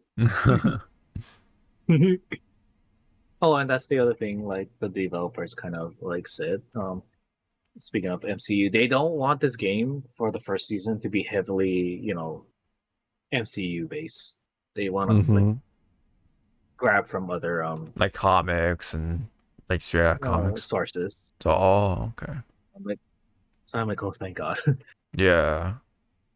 I mean, obviously they will pull from MCU stuff, but yeah, like hopefully they'll put like Miles Morales shit. Well, that's the thing too, because they do have Spider-Man. They said that like if they're gonna add Miles Morales, when you look at it, Miles is not really different from Spider-Man. True. Yeah, but he does have the electric stuff. Yeah, electric and invisibility. Invisibility, yeah. That's pretty much it. Right. So it's either, you either just do a costume for, Spider-Man, or you have to do, you do make Miles, but how much different are you going to make? Just bare, like you take away the two things that makes Miles. How much different are you gonna make Miles Morales from Spider-Man? Right, you're right. Yeah, right. Good point. Yeah, that is a bit of a tricky one, but I don't know. Maybe they'll just say fuck it. I mean, if you want to play two different Spider-Man, then go at it or whatever. But you know, because right now, like these characters are like not really half, but it's a balance of popularity contest and obscure. Not really obscure, but characters that people know, but they haven't really know. Dive in much. Exhibit A right there, Magic. A lot of people don't know who Magic is. Yeah. I don't know who that is, right? She is the sister of Colossus. Oh, okay. What's like her weapons or whatever? Like, what's her weapon? Oh, well, she pretty much can turn into a demon. Her weapon is forged from hell. For a certain point in time, she ruled Limbo. So pretty much, if you were going through either heaven or hell, you go through her first, and she's like, "What the fuck are you doing here?" I see. Is she like a judge, or she's just like she was just a ruler. Oh, just a ruler. Okay. She's like the She, if I kind of remember correctly, it had to deal with something with Mephisto, so she had to fucking fight for it. Oh, I see. Oh, okay. Oh wow, that's a. Oh, I want to see Dormammu in this game. God damn, man. Oh, that reminds me. Yes, and his ult is just gonna be like the screen goes black and everyone just gets The dark hole. I know. Dark dimension smash. Yep, and then one of his skills is chaotic flame. No, it's just the fireball, and he's like, oh yeah. Or power of the power. Fucking the red and blue hands. And yes, Doctor Doom is the main villain of this game, and he is going to be playable. Who is also voiced by which is more funny because this voice actor is voicing two people. Travis is Thor. Oh, the dawn of time, but Travis is also Doctor Doom. Doom. Huh? It's like Jesus Christ, this man. Okay. Yeah. So I'm just waiting for like maybe I don't know another character that Laura Bailey would voice, but then it's like what character would Laura Bailey fit voicing? I kind of noticed with Venom, like he has the blue and the red sort of highlights, so it kind of like references the cartoon Spider-Man thing, or is that also in the comics? Early comics, his like light blue. No, I have it right in front of me. No red highlights. Oh, okay. So yeah, like just like black and blue or dark blue. Oh, and that's the thing too. If you were in the beta, pretty much like for those that were in the beta, anything that you earned in that beta battle pass is transferred over to the show game. Oh damn! So you gotta hit. So they were exclusive like beta only skins. Dang. And I don't know if it's somewhere down here or whatever, but Venom had his blue. His blue color scheme. Right. I was only in. I do recall that part. Only in the beta. Yeah. Okay. Only in the beta. So I'm hoping if they want it to be nice. Oh yeah, like at least put it in the store or something. Yeah. Yeah, put it in the store. You buy it, or as a thank you for like that first week. Yeah, like if it's like, if you get 1 million or get like this many players, okay, we'll give this out for free. Yeah. Free or like the first week. Yeah. Play 10 games and you get the skin. Yeah, like an unlock. Like, like a nice gesture. not gesture, but yeah. something. Here you go. Thank you for playing our game. Yeah, Thank you for having interest. Yeah. Interest, yeah. No, I hope there is some stuff when it comes to the free to play players, though. You know, just so, like, I don't know, just something for them to, do, right? Accomplishments or whatever. Like have some, like very color variants or like something to do. So I'm gonna read you off the words. Okay. All right, leak. I'm just gonna like fast read this leak list, cool, which is already coming true. Okay. Moon Knight was part of the leak roster. Okay. Human Torch, Hawkeye, Cloak and Dagger is gonna be interesting because that's 2 people in one. Oh wow. Ultron, Squirrel Girl, Black Widow, but we don't know which Black Widow. It could be Natasha or Yelena. Mm-hmm. Mr. Fantastic, Blade, Wolverine, Invisible Woman, The Thing, and Iron Fist. So they're already trying to throw the Fantastic Four, to just check that off because you can't have Doctor Doom without the Fantastic Four, first Marvel family. Yeah, the first Marvel family. Mm-hmm. Yeah. So that also begs the question: are they going to bring in Super Skrull? Yeah. They have them all in one. Yeah. That would be pretty cool. And then with Iron Fist being there, you can also bring his teacher, which is Shang-Chi. Mm-hmm. Blade, you can do wonders. You can probably go the Midnight Suns route. Or that. Mm-hmm. Squirrel Girl, I think she's there because she is a popular character to a lot of people. Yeah. Ultron, from one of the leak skills is that he will summon 2 drones that will auto attack like the nearest enemy. Mm-hmm. But their health pool will be like small, but still is like you have like little minions. Okay.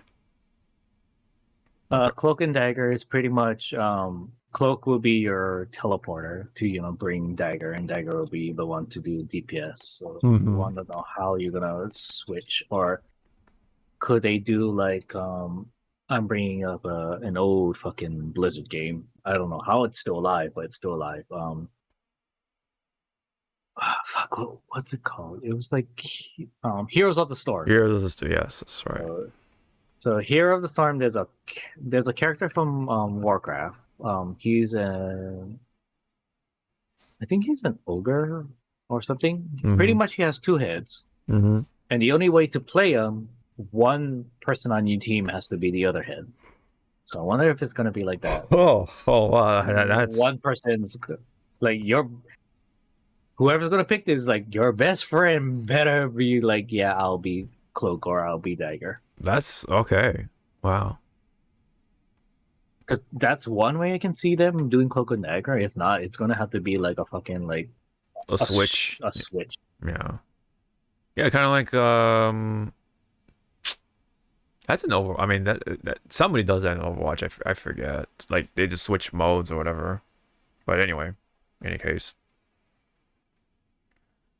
Invisible Woman, you can already tell she's gonna probably be support because her her barriers. Barriers. Okay. Maybe her big ult will be like either create a barrier or she traps people in her barrier. Yeah. To kind of like isolate people. It's like, oh, okay, this team fight is going way too long. You group of people, go over here. Yep. Yeah. Squirrel Girl will probably be like the same like Ultron. She'll summon squirrels to just fucking fuck with you. Yeah. Little nuisance. A good kind of nuisance.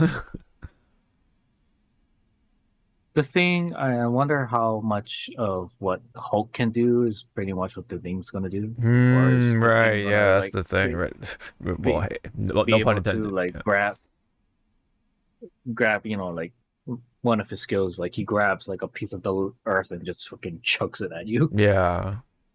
Or hell, he might have the ability to throw people, or I don't know. Maybe that's the thing too about Marvel Rivals. The environment is destroyable. Yeah. So that's another plus. And then like with certain oats, there's like special interactions with with oats. Hulk is one of the ones that is really fucking hilarious. So you go into super mode, pretty much become an unstoppable tank. You whack people and stuff, but you have a time limit of how long this happens. So it's like Winston's rage mode thing. Yeah. But and you can do this cash out anytime, but a lot of people did it like close to like maybe 3 seconds left. Yeah. The nearest part, if you're near an opponent, Hulk would just grab that person and pretty much do the Avengers scene and just like like Loki, like boom, boom. Yeah, okay. Yeah, and you're just watching like, you okay? You good? Oh no, he dead. He dead. That's pretty cool. That's sick. Yeah, dude. I mean, I definitely would really like to try it out just to see like how that game's gonna go. Be free. It's gonna be free. It's gonna be on every major platform except for Switch. Of course. So Switch would be able to fucking handle this damn game. Right. Sadly, but yeah. I mean, if it could, then I'll be like, damn. Yeah. Hopefully that will be the case when it comes to Switch 2, but we'll see. Gotta get with the times, Nintendo. Come on, man. No, Switch 2. It's still fucking underpowered. Chugs on not Breath of the Wild. Tears of the Kingdom. Tears, yeah. Yeah. But yeah, for like character wise, they want to explore the other, areas of Marvel's library. So that's what got me thinking maybe one season they're gonna focus on Asgard. Next season they'll focus on the mutants. Then the next season will be anyone that's from space. The cosmic people. Okay. Yeah. Okay. Like Thanos, they gotta include Thanos at some point.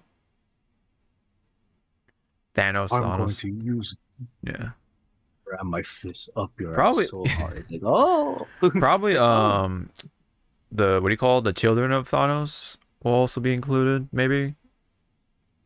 Yeah, Ebony Maw and all of that. Yep. Yeah. And then who else would? Oh, they're probably gonna throw in the Internals at some point too.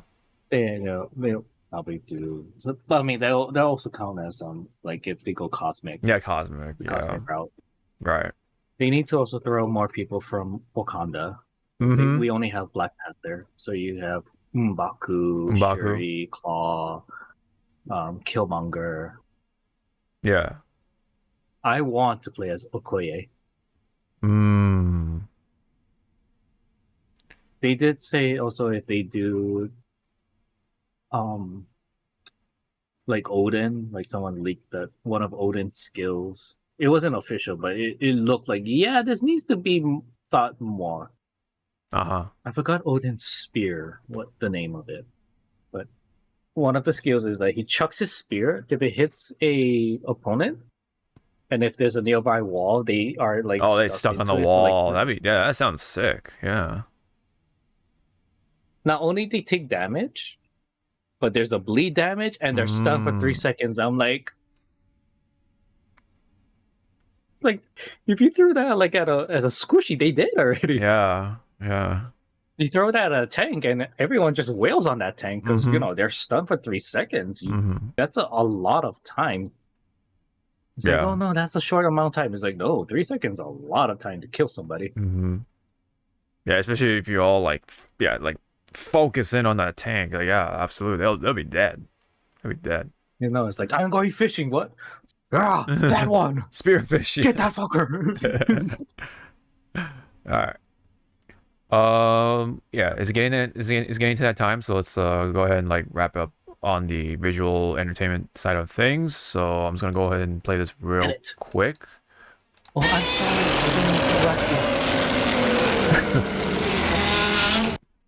Now, yes, it's another Godzilla piece of news, because this was right after we talked about on episode 298, because that was during right at the same time Godzilla Fest, which, by the way, I did watch that new short. Jet Jaguar. No, you said it wrong. Jet Jaguar. Jet Jaguar. Jet Jaguar. Yeah, I was like, I used to be able to sing his theme, and my teacher would get annoyed from it. And the punch. Yeah. So, anyways, during Godzilla Fest, there is a collaboration that was announced, and that was between Godzilla and Digimon, of all things. All they showed was, there's the two logos and then this stuff, and then they showed the devices. Yes, and then which is a callback to their first iteration of the Digimon. Yeah, and then what's this? What? You don't know how hard I felt.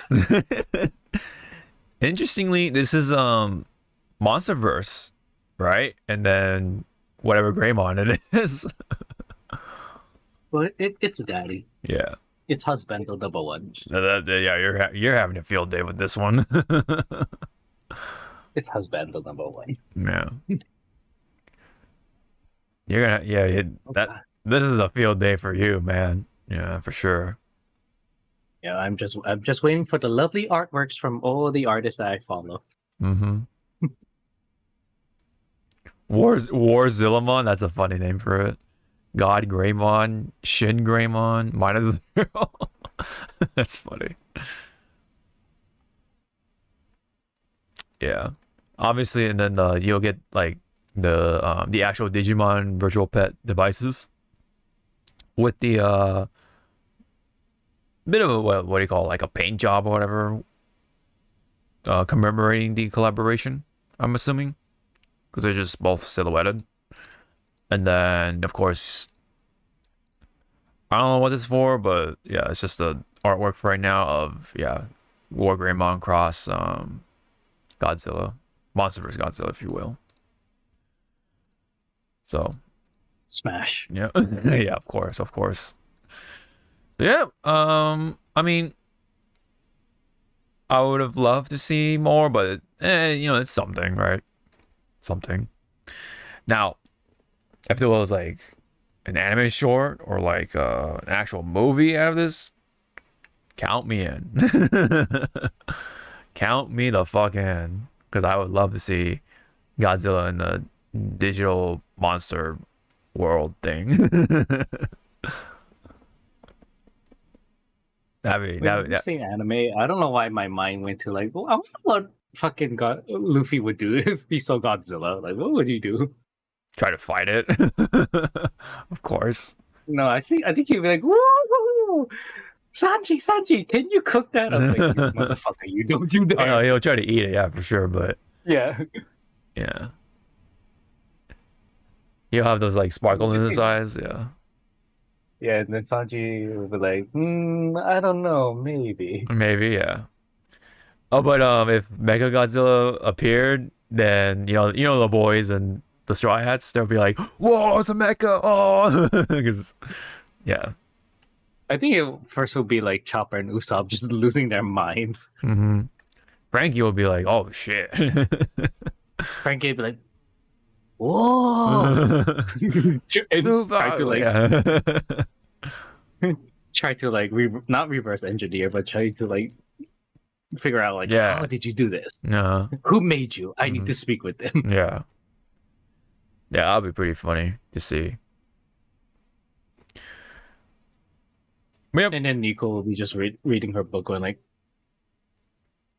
"Oh no, but well, I mean, there's like ancient fucking text and shit. You can read that for the Godzilla. Well, when it comes to like Mothra stuff as well, that'd be cool." Yeah, but just looking at Mecha Godzilla, she'll be like, Oh, okay. All right.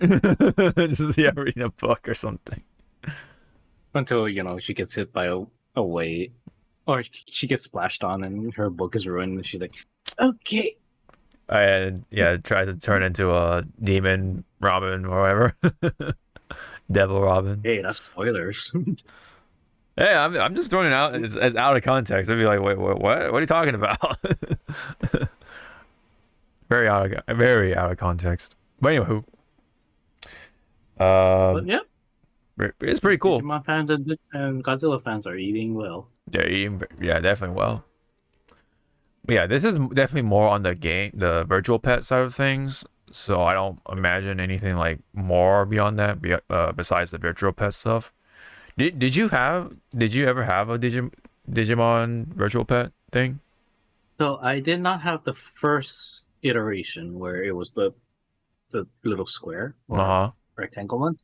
I had the other Digivices. So I had the first season one. Don't know what happened to that one. Right. And I had Digimon Adventure 2's Digivices. Oh, cool. I had Davis's because color blue. Yeah. But yeah. But when you think back at like Davis, it's like, oh my god, you're an idiot. Yeah, I know. I don't know how you were supposed to be Ty's what's it called? Protege. Yeah, not for a protege, but to take over someone. Yeah, like he's the goggle kid guy. But that's the staple of every Digimon. You have to have one guy with a goggles. With the goggles, yeah. Except for Savers, because Domon did not. Yes. Did not have the goggles. All he had was his fist and punched the fuck out of Digimon. Mm-hmm. So yeah, so that's that. Let me just go ahead and close those. Quick ones. Andor season 2 is coming out, I believe. Oh, it's April of next year, season 2. So that's that. And I can say for the both of us, thank God. Yeah, Andor is actually one of the really good ones for the streaming Star Wars stuff. Like universally good. So, new poster for Sonic the Hedgehog 3. I like it. I highly approve. It's got both Shadow and Sonic and good old-fashioned race. I like the detail in the socks on Sonic. It's actually kind of nice to see like actual like the ridges for the socks instead of just like a solid white, So that's actually pretty cool. And then also the soles of the foot. Yeah. You can see the yeah, right here. Maybe blow it up and yeah, there you go. Yeah, you're right. And look, even like the detail on the leather and the yeah, even like the little lines for Shadow's like soul or whatever. It's like scratches or something. Like it's and also look at the gloves too. Look how detailed. Yeah, like really a little bit of dirt right there. Like little you're right. Then you just see me in the background. Just kiss already. Just kiss already, yeah. Yep. And then of course the quills, right? Gotta have the quills. Eyes are very detailed. Sonic's is like surprisingly highly detailed, and then Shadow's just a little bit more like kind of look like flames a little bit. Because you blew it up, I did not notice that they also have the eye veins. Oh, you're right. Yeah. Oh wow. Even Sonic is like pretty detailed. Jeez. Again, he needs some what do you call those? Clear eyes. Yeah. He needs some clear eyes. Clear eyes for dry eyes. Wow. Yeah, and then like you said, like the leather, the gold ring, right? The gold rings. So again, everyone, this is the last Sonic movie for now. Yeah. And it's probably going to be the last with Jim Carrey. Yeah, allegedly. Yeah, from what it seems Allegedly. like. But yeah, allegedly. Let's just say. Well, it's not an if. This movie's gonna succeed. Yeah, all for so sure. Hopefully, when they make a Sonic 4, I want to see like Vector and Chaotix. I want to see SBO. Yeah. I want to see fucking Big the Cat just being there, going like.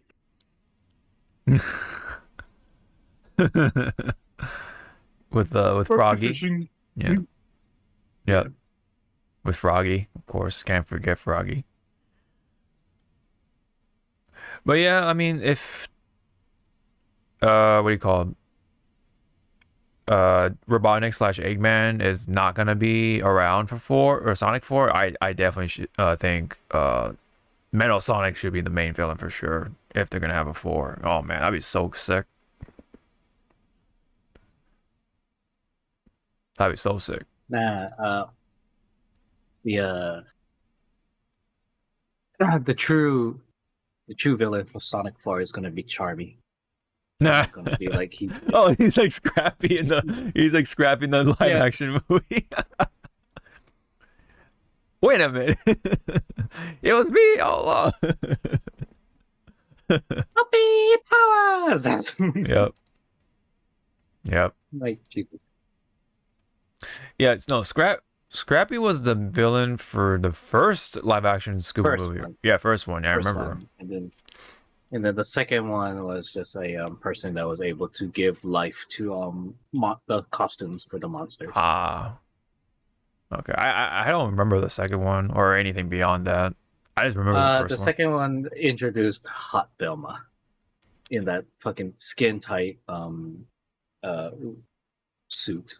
Oh, okay. Which again, everyone, if you don't remember, the actress that played Velma is Hawkeye's wife in the MCU.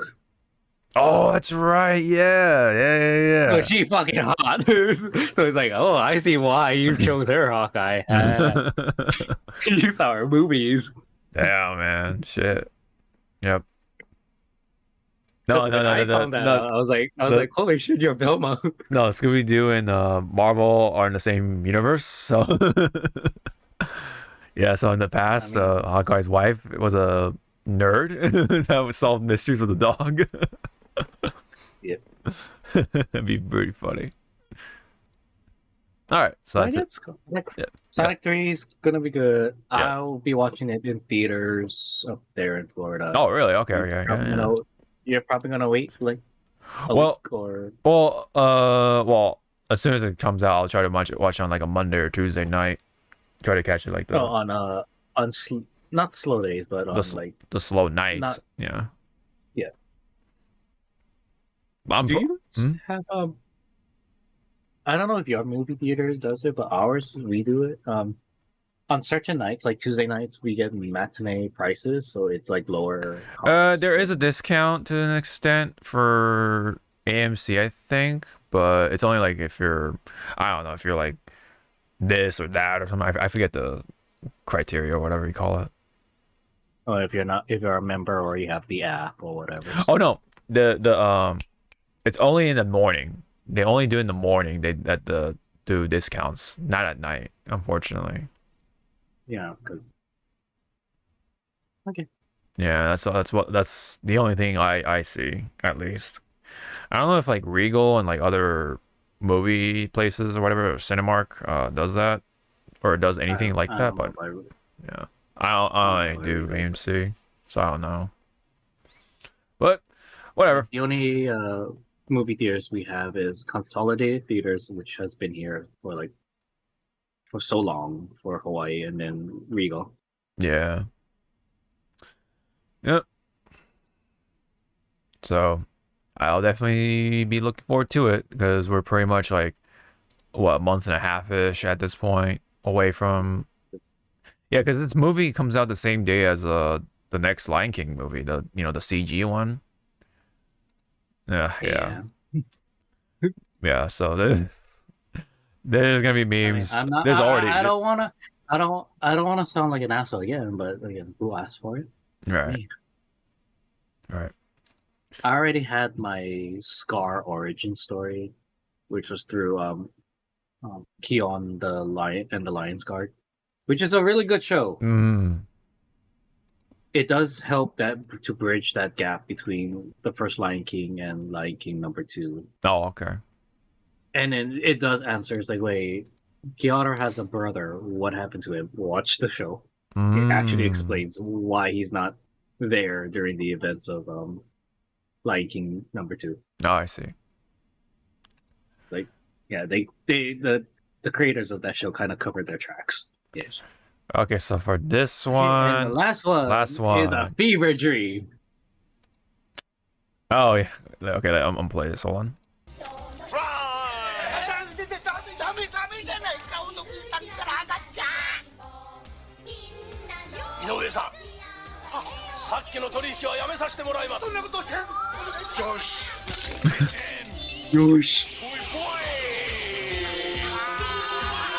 Oh God.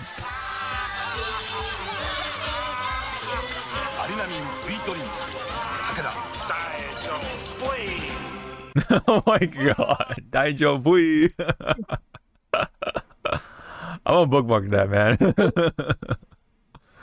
Oh man. You have to give it to Japan's commercials back in the 90s when they used American or like actors that's not from their country to do these commercials. Just like how Japan, they really love fucking Tommy Lee Jones. Tommy Lee Jones, yeah, and they pay good money for these commercials too. Yeah, that's why the actors do it. They pay good ass money. So, but yeah, like again, fever dreams, everyone. Go watch like 90s fucking Japanese commercial. You're gonna be like, is this real? It's like, yes. Yeah, so basically not unfortunately, but yes. Yeah. So basically, hallucinogenic, no. So what he's drinking, basically it's a vitamin drink. It's like like 5-hour energy. That's like the equivalent for Japan. I mean, but you gotta. It's kind of like the same bottle that you would see in Like a Dragon, right? Yeah. That's what it's referencing from. That's pretty much what it is. Because I remember I did drink that like long time ago, and it was like, wow, this is actually kind of good. Yeah. Yeah, it was marketed to cure hangovers because a lot of people in Japan like to drink after work, especially office. Yeah. They definitely pound those back, man. You know what I'm saying? But and then after those grocery stores, they make money. Yeah. Oh yes. A lot of those V drinks, man. Yeah. Are pretty popular. So, yeah. But yeah, I gotta give it to the 80s and 90s for these type of commercials, man. They're not the same anymore. A lot of them, anyway. It's not the same. I mean, there's still like some celebrities in Japanese commercials, but it's definitely like Tommy Lee Jones and like a couple other people. That's pretty much it. Yeah, and it's also like I mean, they're fun, but they're not chaotic fun like how we just saw right now. Yeah, they're very laid back or subtle or just like it's just different, It's definitely not. I mean, till this day, my favorite Japanese commercial is that back exercising machine. Oh, Wonder Core, I think it was called. Oh, okay. Find it.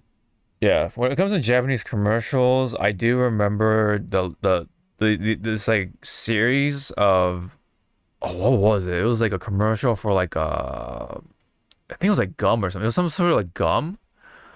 And then the long gum pink one, right? The long pink one. And then it ended up being like a love story between two guys or something or something. Two guys, yeah.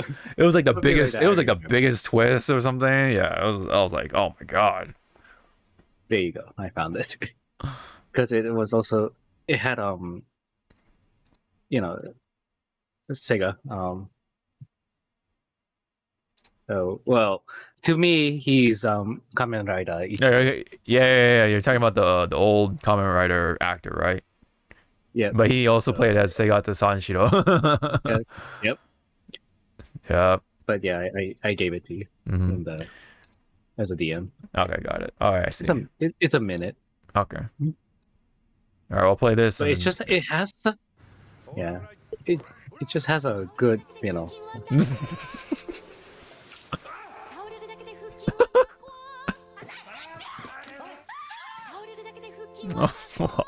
Why?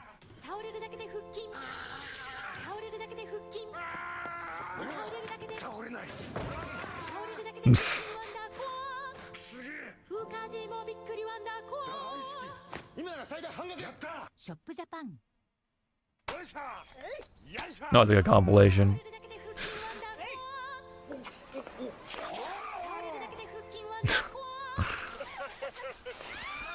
Oh god.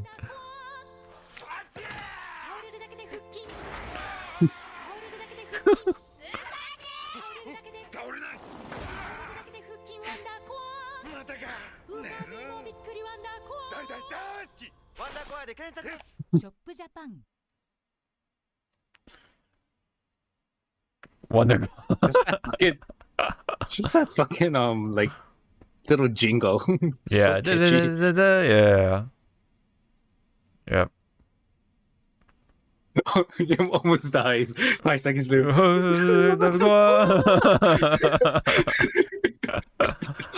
Yep. Pretty much, man. Japanese commercials. I like that. The ability to spawn an app trading machine all over. Pretty much.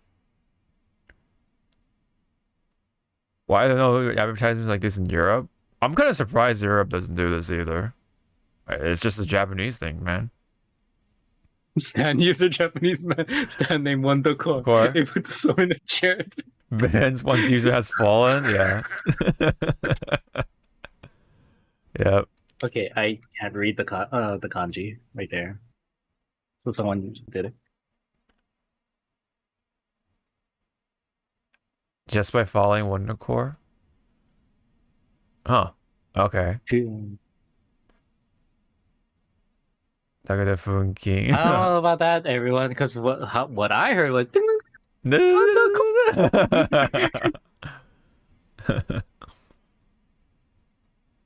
yeah. Gotta love it, man. Gotta love it. Oh yeah, it even featured Yuki Onna, which is, Snow Woman, whatever, how you're translating in English. But yeah. Yeah, the fucking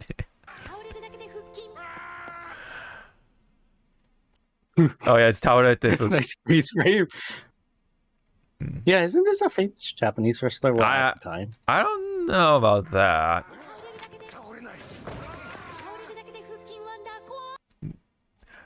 Well, she's saying Taurete Fuking, which is yeah, like just by falling, yeah. Taurete Fuking, yeah. Yeah. Fuking? Yeah, yeah. Fuking. Fuking. That's what it says. Fuking. Fuking, yeah. I go, hey man, that's what it is, man. That's I know. I'm just going by what she said. I don't make the rules, man. Americans here fucking, all right, man. That's the rules. Ain't gonna stop. Fucking. All right. That's all we got. Yep, that's all we got. That's all we got. We got a fucking fever dream with Arnold and the Wonder Core. the life-saving Wonder Core exercising machine. That's how we end it, guys. That's how we end it. So yeah, so next week will be 300. Woo! Right? I mean, not that I don't think we have anything special. We're just gonna do the same shit as we always do. So yeah, just we're gonna all dress up as Skitty because that's the number for Pokemon. That's so weird. Skitty is number 300. Oh, that's kind of lame. That's kind of lame. Let me see what was 301. What's 301? That's Delicatty, right? Delicatty. Yeah. Yellow Caddy, whatever. Fuck. 302 is Sableye. Oh, okay, at least that one is a little more fun, but yeah. I know. Yeah. Like, damn it. What's 03? Yeah. Mawile. I don't know how we're gonna pull that off. 304 to 306 is fucking the evolutionary line for Auron. Oh, damn it. Auron, damn it. Hate this. Yeah. Auron's kind of like Nidoking, man, and Nidoqueen. They don't get enough attention or love. They did. Yeah. Well, anyway, that's it. Thank you very much. That'd be funny if we actually include that as a sound effect, but I'm pretty sure that'll get old pretty fast. Right. I mean, we always have to like fucking fall back. Yeah. Like, whoa.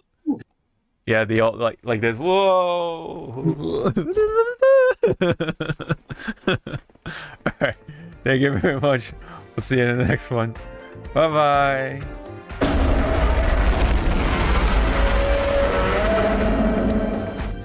Oh yeah. Oh my god, you're like oh my god, you're like swinging the cat. The poor cat. Because you have to do the Wonder Core. Oh my god. The cat was like, whoa, what are you doing, man? Jesus. Oh, your cat's like disappearing.